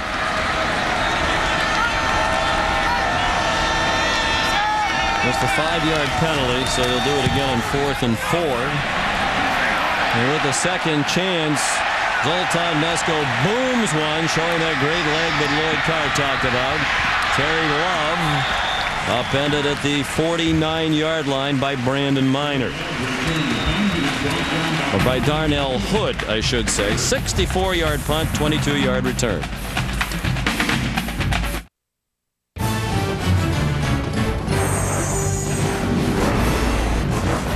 ESPN's College Football is presented by Cars.com.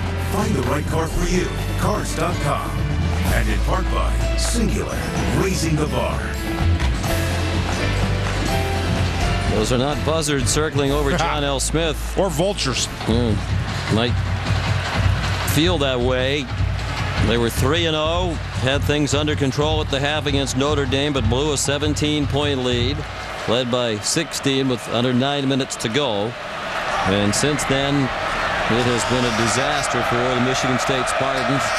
On the verge of their 3rd straight loss to fall to 3-3, and next on the docket is Ohio State. Terry Love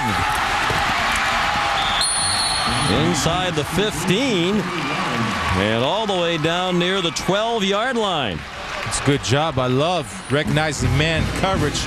Willis Behringer came up and he put his head behind Love, thus tackling with a half a man. Love running through the tackle and not quitting. And you're seeing Michigan State now go to their 4-minute offense, which is, of course, is equivalent to hurry up. 39-yard gain comes on the heels of a 64-yard punt by Zoltan Mesko, the longest of his brief career. Stanton with a short dump off for Matt Trannon. You can see him limping. He didn't play last week because of a hamstring injury, and he seems to have aggravated that perhaps. Injury, timeout. Wonder if it's a cramp. He's grabbing at his lower leg. Either that or pulled calf or whatever, but good thing it's not his hamstring. Hopefully it's only a cramp. Again, one of the differences between this Michigan State team and the Michigan State team of 2002 when it was 49-3 are these guys are hanging in there and trying to fight against a superior opponent in the Wolverines. Right there's the little giddy up. Got him. The giddy up got him. Same play repeated from the previous play. Trannon, a senior from Flint, Michigan. He has defeated Michigan in basketball, 5-1 as a member of the basketball Spartans against the Wolverines. You saw the score, 8-1 Tigers leading now on the top of the 9th. So they're on the verge of wrapping up the American League Division Series just down the street in Detroit. If you're a Wolverine fan and a Tiger fan, this has been a wonderful day for you. Yankee bats, Sean. Yeah, you're my baseball guy. Where's the Yankee bats? Supposedly the best lineup in history. Kenny Rogers shut him down last night. Jeremy Bonderman today.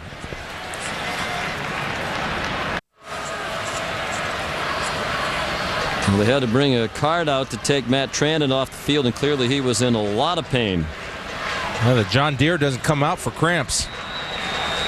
It looked to me like he was holding his calf. Remember, Clifton Ryan left the game because of a pulled calf. Hopefully that's all it is and nothing more serious.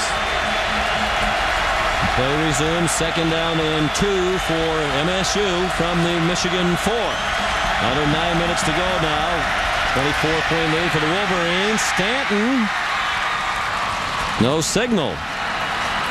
Looked like he was in. Apparently they're going to say he bounced in and spot the ball short of the goal line. The Michigan State fans can't believe it. Yeah, you'll see right here. Motion to empty, which is surefire. And that's a touchdown to me. We'll see. One more time, please. Let's see right here. Again, you got to be a judge of this and where the ball is marked, where his knee goes down and where the ball is. They are going to review this, I believe. The previous play is being reviewed.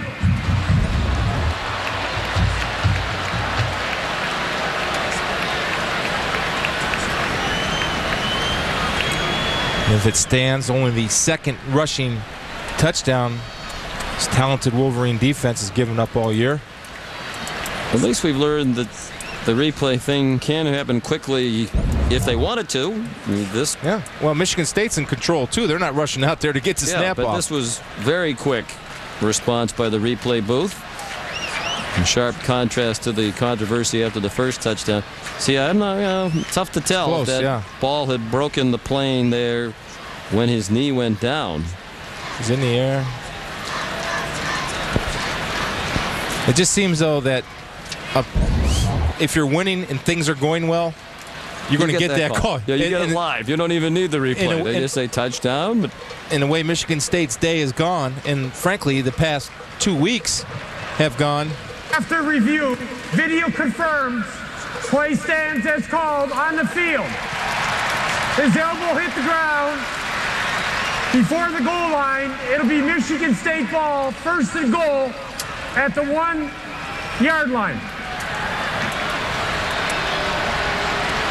He did get the first down, but not the touchdown. So the clock runs now. And it's first and goal for Michigan State. Colquitt did not get there apparently. Again, there's got to be a little bit of sense of urgency. Remember what the score is now. If you want to get some points on the board, line up and get up. Let's go. Drew Stanton frustrated.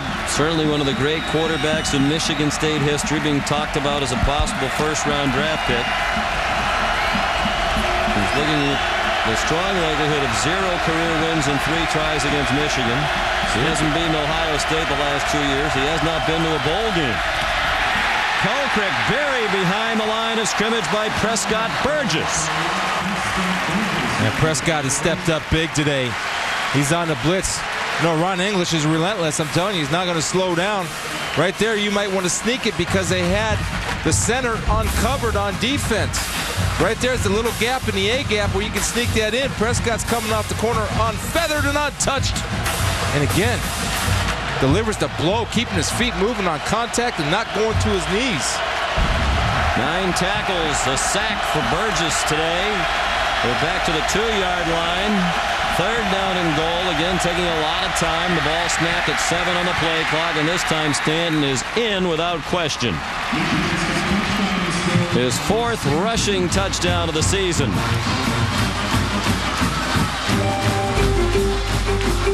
I would think here you'd go for 2.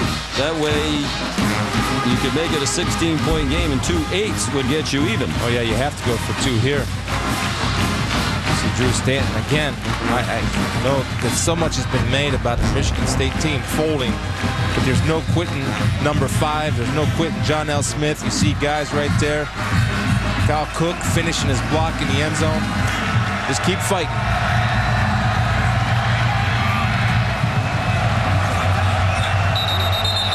Two-point conversion try, and now it's Michigan that wants a timeout. Is being reviewed. Oh, wait a minute. They're going to review it. Now, Lloyd Carr was running down the sideline, so I don't know if he challenged the call or if the replay booth got the attention of the officials on the field before the snap. But Lloyd was sprinting down the sideline just as Michigan State was about to run the play for a two-point try. And that's a touchdown. Well, remember, there is no love loss between Michigan State and Michigan. You see now, the only thing that could possibly be talking about that his elbow hit. Yeah, where his hand goes down. But it was his ball? hand, yeah. So his hand, he's not down. His elbow, he's down. His hand, he's not down. Clearly, 6 for number 5.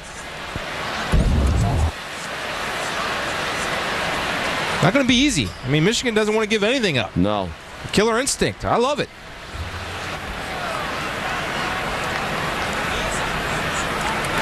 We're told it was not a Lloyd Carr challenge. It was the replay booth.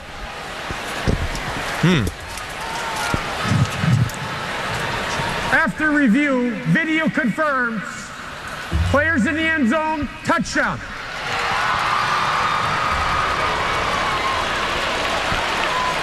John L. Smith has been wondering, where was all this video review? Yeah. Now all of a sudden we're reviewing everything. Where was this after the first touchdown? He has a right to ask that question. Yep. And I'm all in favor of replay, but it is a system that is in need of a couple of tweaks. And now the try for 2. Stanton forced to pull it down and run, and he won't get anywhere near the end zone. Brandon Harrison, a defensive back, made the stop. So it's an 18-point game as we check in with Reese Davis. Sean, every week we honor the singular All-America Player of the Week, and you can cast your vote. Really easy to do. Just text VOTE to 87654 on your singular wireless phone. You can access the nominees and vote for the singular All-America Player of the Week. And when you do that, you'll have a chance to win yourself a trip to the national championship game in January. Michigan Wolverines hoping to earn a trip to the national championship game. Looking very much like a national championship contender today. On the verge of 6-0 as we check in with Rob Stone. Well, Sean, 2 wideouts banged up on both sides of the ball. We begin with Michigan State's Matt Trannon. It is a left ankle injury. He was carted up and taken into the Michigan locker room where they have an x-ray machine. I spoke with some of the medical representatives around there. They told me, quote, it does not look good, and there is serious concern that it may be a broken ankle. On the flip side, Mario Manningham, his right knee heavily iced. He is done for the day. When the trainer told Coach Lloyd Carr about it, Carr's face just dropped. He does not appear to be in tremendous pain as he walks around on the sideline, but the reason for the coach's face to drop, he has emerged, says Manningham, as a star. First onside attempt of the year for Michigan State. Flags down. Looked like the Wolverines fielded the kick at their own 47 or 48-yard line. Yeah, Leon Hall showed some get up and hops right there. I'm telling you, 5 now. I wonder what his vertical is because it's pretty darn high, especially with the helmet shoulder pads to go up and get it. Johnny Sears got leveled. And one of the reasons why Lloyd's face might have dropped, Michael Hart There is no foul on his the ankle play. The earlier ball in the was game. recovered by the receiving team. 1st and 10.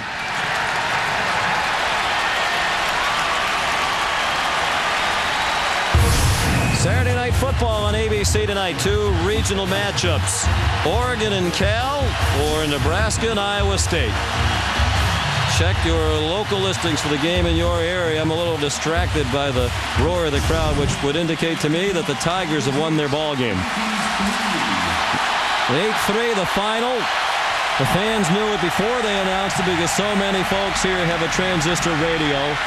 Congratulations to Jim Leland And the Detroit Tigers, 19 years out of the postseason. Grady, the ball carrier here.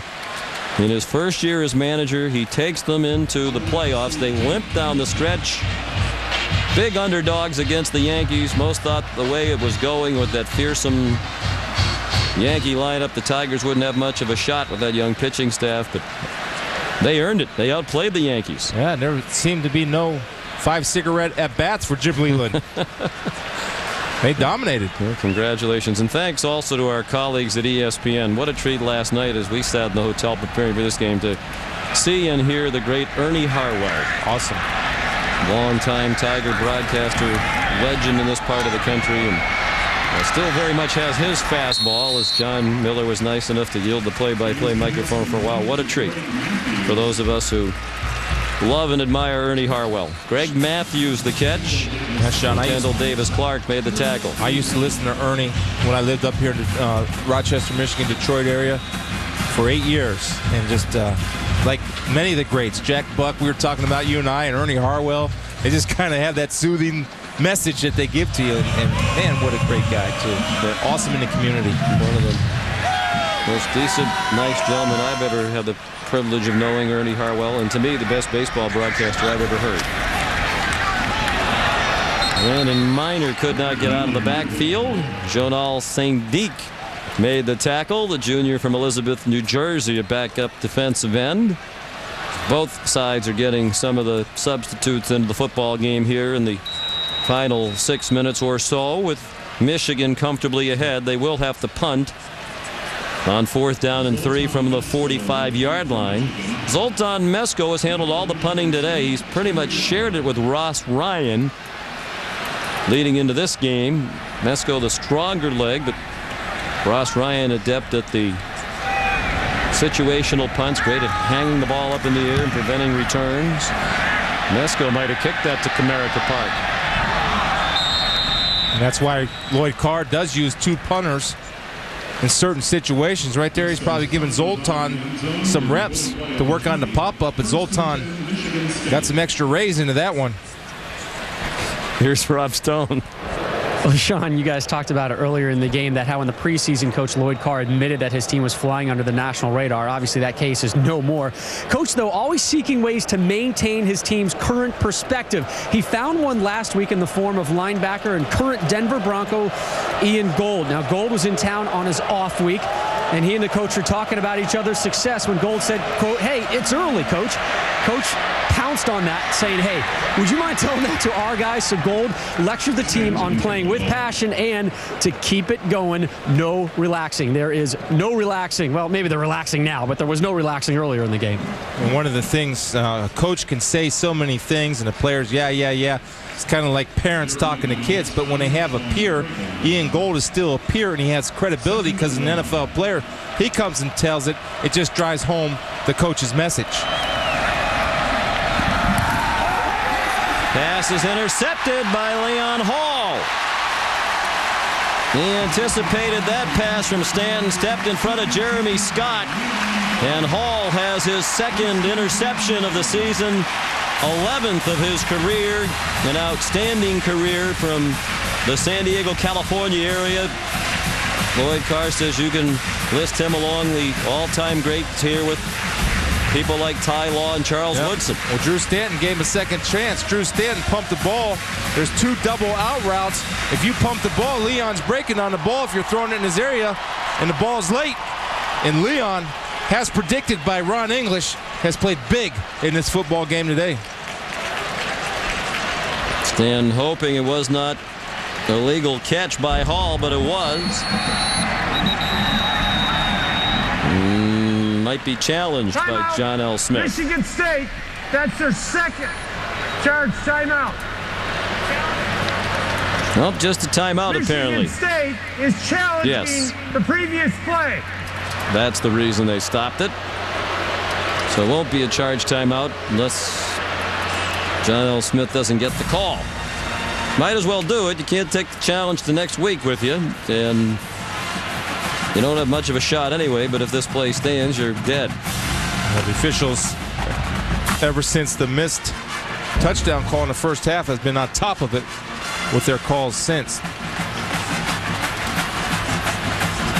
To me, it looks like his hands are underneath. Your attention, please, from the Traffic Safety Association. It looks like a good interception to me, and from our replays, which the replay officials are seeing, provided by our truck, there's no indisputable evidence that he did not catch the ball. In an effort to expedite traffic flow, as well as ensure... So already under siege from some fans and media. Things are bound to get even tougher now for John L. Smith. They'll be 3-3 when this game is over, with Ohio State coming up next on their schedule. The coach does have 2 years remaining on his contract after this at big money, reportedly about $1.6 million per year. And he said, as we mentioned earlier, he believes they'll need to get to a bowl game to save the jobs of himself and his staff. We had a chance to talk to John L. Smith during the week, and delightfully honest. And I appreciate that. I think sometimes with those who are looking to criticize him, too honest. Yeah. You know, he says what's on his mind. There's Ron Mason, the athletic director, longtime hockey coach at Michigan State. John Lewandowski, the sports information director, on the right. After review, the play stands as called. It is an interception. Michigan State is charged with their second charged timeout. Well, it doesn't go Coach Smith's way, and here's Reese Davis. Sean, you guys mentioned it earlier. Detroit Tigers have eliminated the New York Yankees from the playoffs. This is how it ends. Routine ground ball, and with that, Detroit's going to the American League Championship Series. Perhaps some are surprised, but consider this. The Yankees are 3-10 in their last 13 playoff games. Yeah, what's the old joke now? There are 6-year-old Yankee fans who have never seen their team win a championship.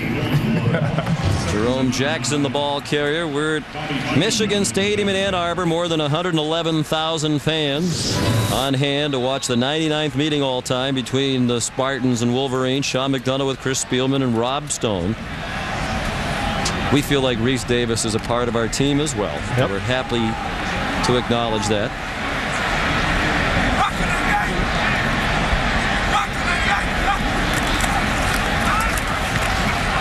Smooth quarterback in the game, as you saw for the Michigan Wolverines. Jeff Castle in his first action.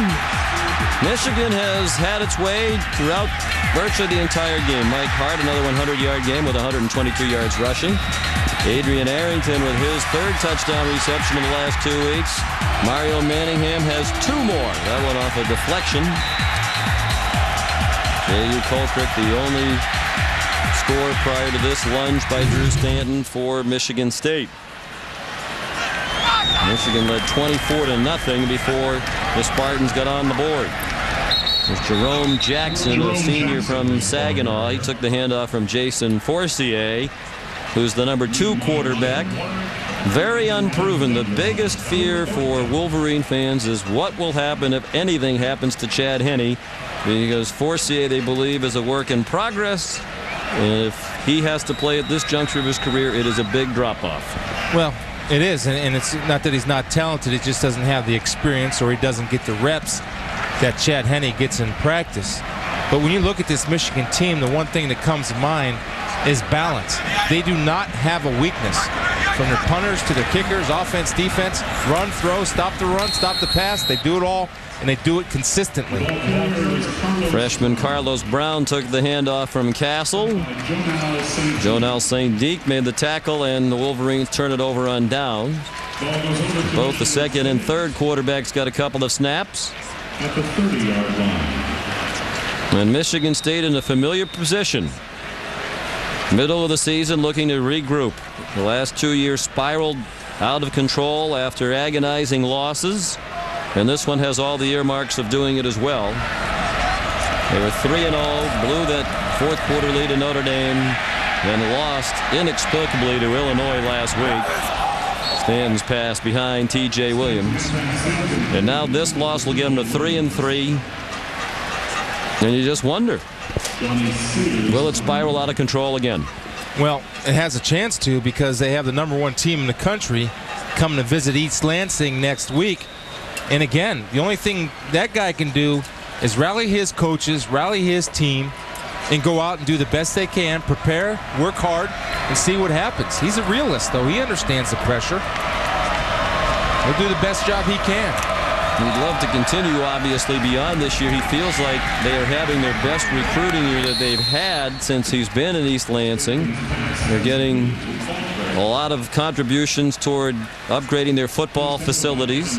Their academic situation among the players is much better than it was a few years ago when he arrived. They've had fewer off-the-field problems, but all that might not be good enough if the wins don't start to pile up. Cooper Tire's players of the game are Prescott Burgess, tremendous, leading this Michigan defense, and Mike Hart with his 5th 100-yard game in 6 games this year. 122, the final number for Hart, who did not play at all down the stretch after he tweaked his ankle. He doesn't appear to be overly concerned about that ankle, with an eye toward next week. Final play of the game. It's Terry Love taking the dump off from Drew Stanton. 5 wins in a row for Michigan over Michigan State. The Wolverines go to 6-0. They'll move up from number 6 in the rankings. And for these Michigan State seniors, the last chance to beat their rival has gone by. 31-13, the final college football scoreboard presented by Pizza Hut is next. For Chris Spielman, Rob Stone, and our entire crew, Sean McDonough saying good night from Ann Arbor. This has been a presentation of ESPN, the worldwide leader in sports. Coming up on Michigan Replay, the Wolverines win their 4th in a row as they beat Indiana. We'll have the highlights. We'll also meet Pierre Woods, whose Saturday includes a game and Michigan Replay. We'll explain. And we'll look ahead to the battle of all battles. We'll scout the Buckeyes of Ohio State. All that and more coming up next.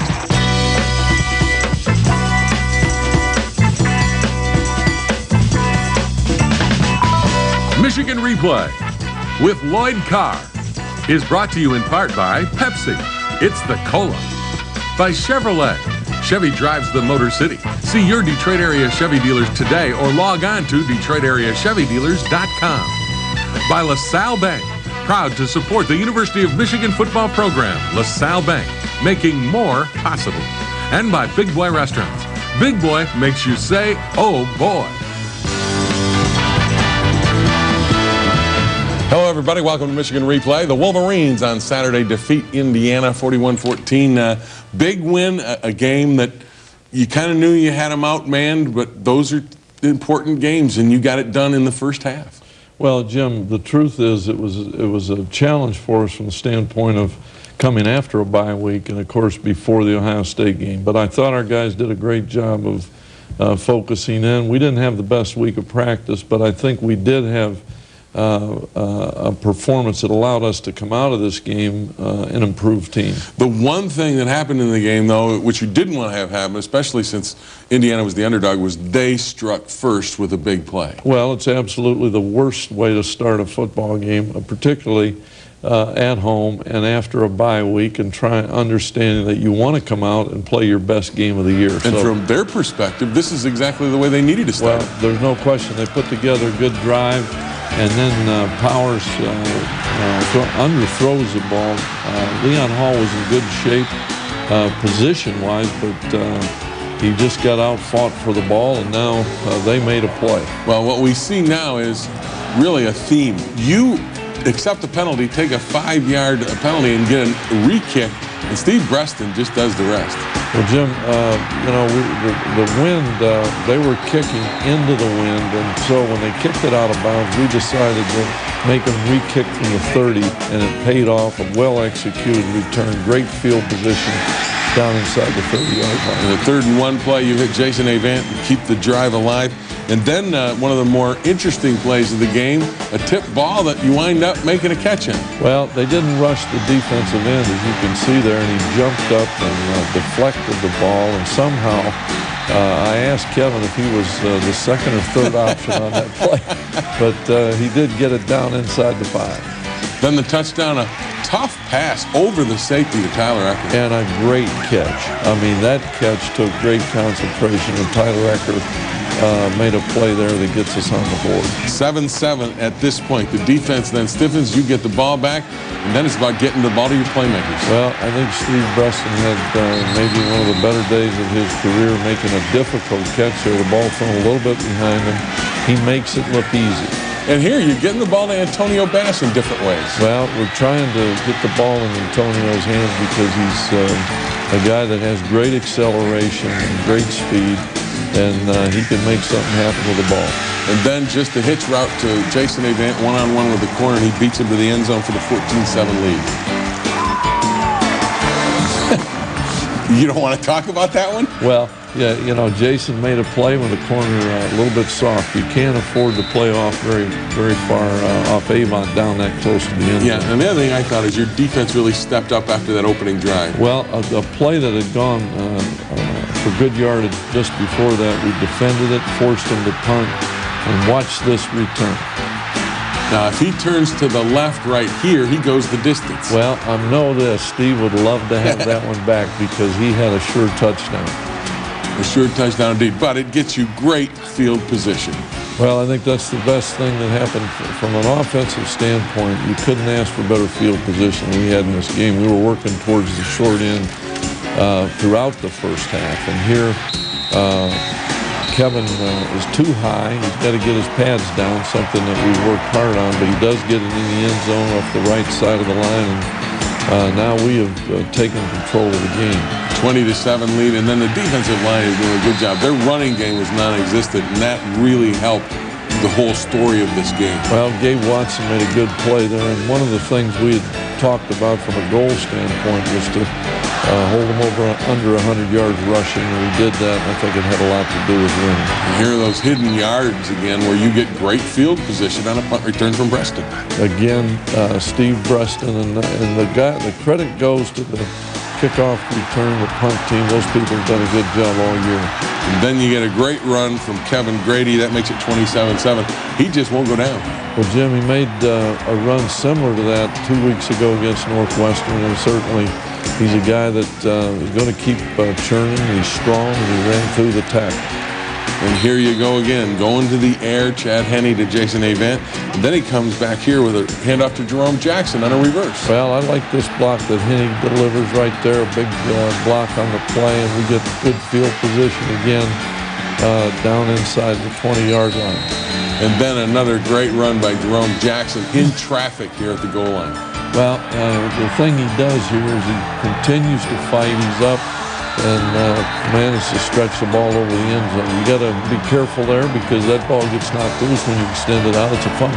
Well, at this point, you're getting it way out of hand at 34-7, but your defense continues to play extremely well. Well, here is a very good tackle by Morgan Trent on a scrambling quarterback, seeing the ball.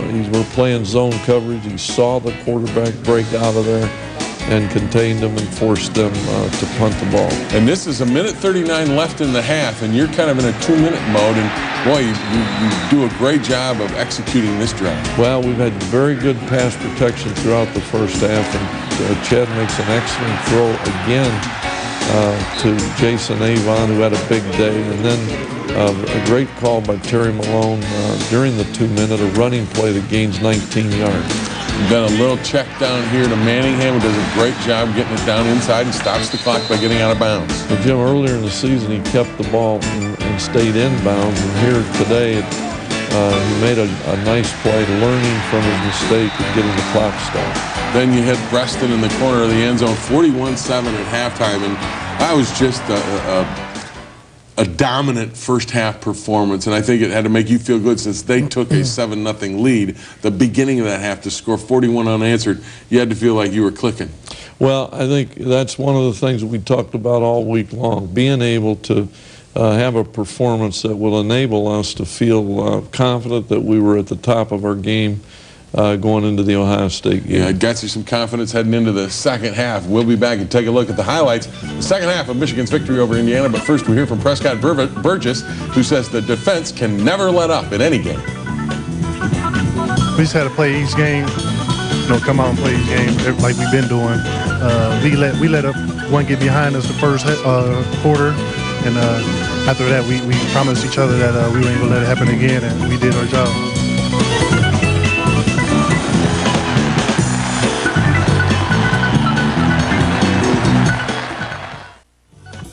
Michigan Replay takes you inside the locker room. And we always talk about it in our room. I mean, the position, if one guy goes down, the next guy got to be there to step up and play the exact same way, to that level. So every week we just stress that. So, we never know who might go down, so you got to be ready to go. Clearly, Kevin Grady was ready to go. The Wolverines have a 41-7 lead at halftime. Now, what do you tell the team at half with that kind of a lead? Well, this is what I told them. I said, look, we've got control of this game. We got an opportunity here to play a lot of guys that deserve an opportunity to play, but we can't go out there and turn the ball over and give up big plays and then have to substitute back in there. And I don't want to do that. So don't ruin my day. Well, they didn't ruin your day. Defensively, they came out to play. Here's Tim Jamison making a sack. Well, the one thing we did, I thought, after the first drive throughout the game is we had good pressure up front. Guys kept them inside, and anytime your quarterback, and this is the kind of duress you're getting, it makes for a long day. And there, Sean Crable and Pierre Woods had a game on. Pierre came inside. The game was well executed, and Sean got the sack. And here, Matt Gutierrez gets the second half start. Well, Matt did some very good things in this game, and here's a big third down out of our own end zone, and making a throw for a first down to Doug Dutch, a guy that has got some playing time. It's going to help him. He comes right back and hits Antonio Bass. And Antonio did a great job there catching the football and getting up the field. Here you are in the fourth quarter, and here's Matt showing some pretty good feet. Well, scrambles out of there for another first down. And we've got field position here and a good drive going. But then a 3rd and 9 comes and you get a sack, and this kind of ends this drive. Well, we get the corner blitz up at the top of the screen. We don't pick it up, and we of course, now have to punt the football.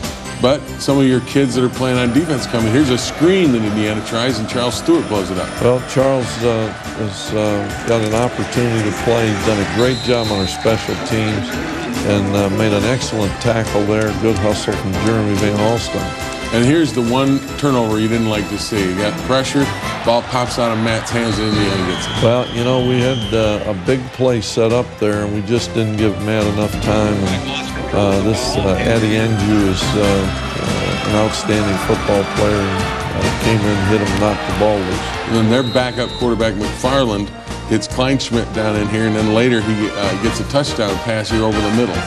Well, Jim, the previous play you saw, we didn't get underneath coverage. That's a play a young player will learn from. Here, they hit the touchdown. The safety didn't get enough depth down in there. So those are all plays that young players benefit. And every player that got a chance to play in this game will learn some things. At that point, it's 41-14. We show these plays just because you got the game won, but Elijah Bradley, running back, gets an opportunity here and does real well. Well, Obi Olibo, who's done a good job at fullback, another guy that's done a great job on special teams, got an opportunity to play in there, and because we do have a lot of competition, it's hard to get guys as many snaps as you'd like to, but when you do get an opportunity, it's great to see a guy like Elijah make the most of his opportunity. A 41-14 victory over Indiana. You told me after the game it was good because you needed some momentum coming out of the bye week going into Ohio State, and you got what you wanted out of this game, right?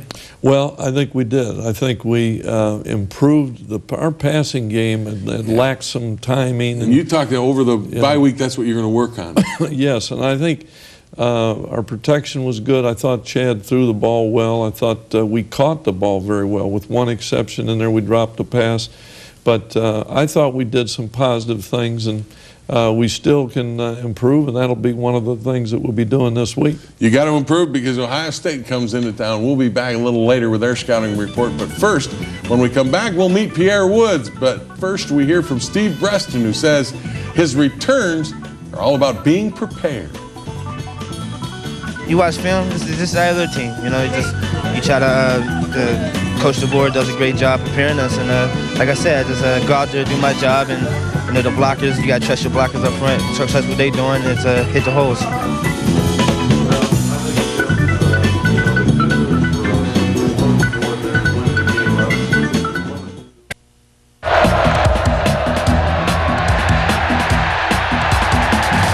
Pierre Woods is one of those fifth-year seniors coaches love to have on their teams. A native of Cleveland, Woods has been a contributor since his redshirt freshman year as a linebacker. He's got a motor that doesn't stop, and he's an enthusiastic leader. Pierre says that's just the way he is. What you see is what you get. That's the way I am. That's the way I play. I mean, I'm a fight to the very end, regardless if I'm in the game or I'm not. I'm on the sideline. I'm trying to amp the guys up, trying to get them ready, for the next play. Because the next play can be a big play. It can be a touchdown, or you can be a stopping the opposing offense. So I'm always just energetic and enthusiastic and everything like that. His enthusiasm has even brought him into the studios of Michigan Replay. Pierre works behind the scenes as a floor director during the taping of the program. It's part of his education for film and video classes. So now, after games, Pierre is working at what he hopes will be a career. And this Saturday night diversion has had its interesting moments. It's what I expected too, but when you had them headphones on and the guys in the back of the production room, the things that they be saying in the headphones, you can't laugh because, it's a live show. So if I laugh or I giggle, then, the studio, the people on TV is going to hear the laughter and everything like that. So it's a great opportunity. I'm happy about it, and if I could, I wish I've done it for a long time. Some of the shows haven't been easy to do either. The Wolverines have had their disappointments this season. Pierre has felt it as much as anyone. But this is a young man who won't let it get the better of him. He's a fighter. He will battle back, and he will lead. It's like when you're little and you feel like you're getting jumped. And you got to come out swinging, because otherwise you're going to stay back there and they're going to beat you down. So that's what we're going to do. We got to come out swinging. We got to come out fighting, regardless of anything. And we got to get these victories. Everybody will see that Michigan, the games that we lost, the teams didn't beat us, we beat ourselves. And that's the way I look at it. And there he is, Pierre Woods, working after an Indiana victory. Lloyd, how about that? He's made a great contribution to Michigan Replay, hasn't he? He has. But Along with the guys he works with. But I still, the picture that we see of you is where Pierre is on the camera. Now, that one will be shaky right now. Now, there it is. There's the camera. You think he's pretty good at that? He could do better. He could make me look better than that. Come on, Pierre. Well, everybody, you can honor this Michigan Wolverine football team. Don't forget the Michigan Football Bust is coming up in a couple of weeks. It will be held at the Laurel Manor. It's a wonderful event where you can honor this Michigan football team. They have come back from really adversity this year to get themselves in great position. Jamie Morris is this year's Master of Ceremonies. It'll be at the Laurel Manor. For ticket information, you can call 1-800-847-4764. Monday, November 28th is the date. When we come back, we will scout the Buckeyes of Ohio State. But first, we hear from Gabe Watson, who says those Buckeyes will be a definite challenge. We're going to go up against a great team with Ohio State, and they are explosive all around. And we have to just come out and focus and prepare big time, and we can do it. We can do it.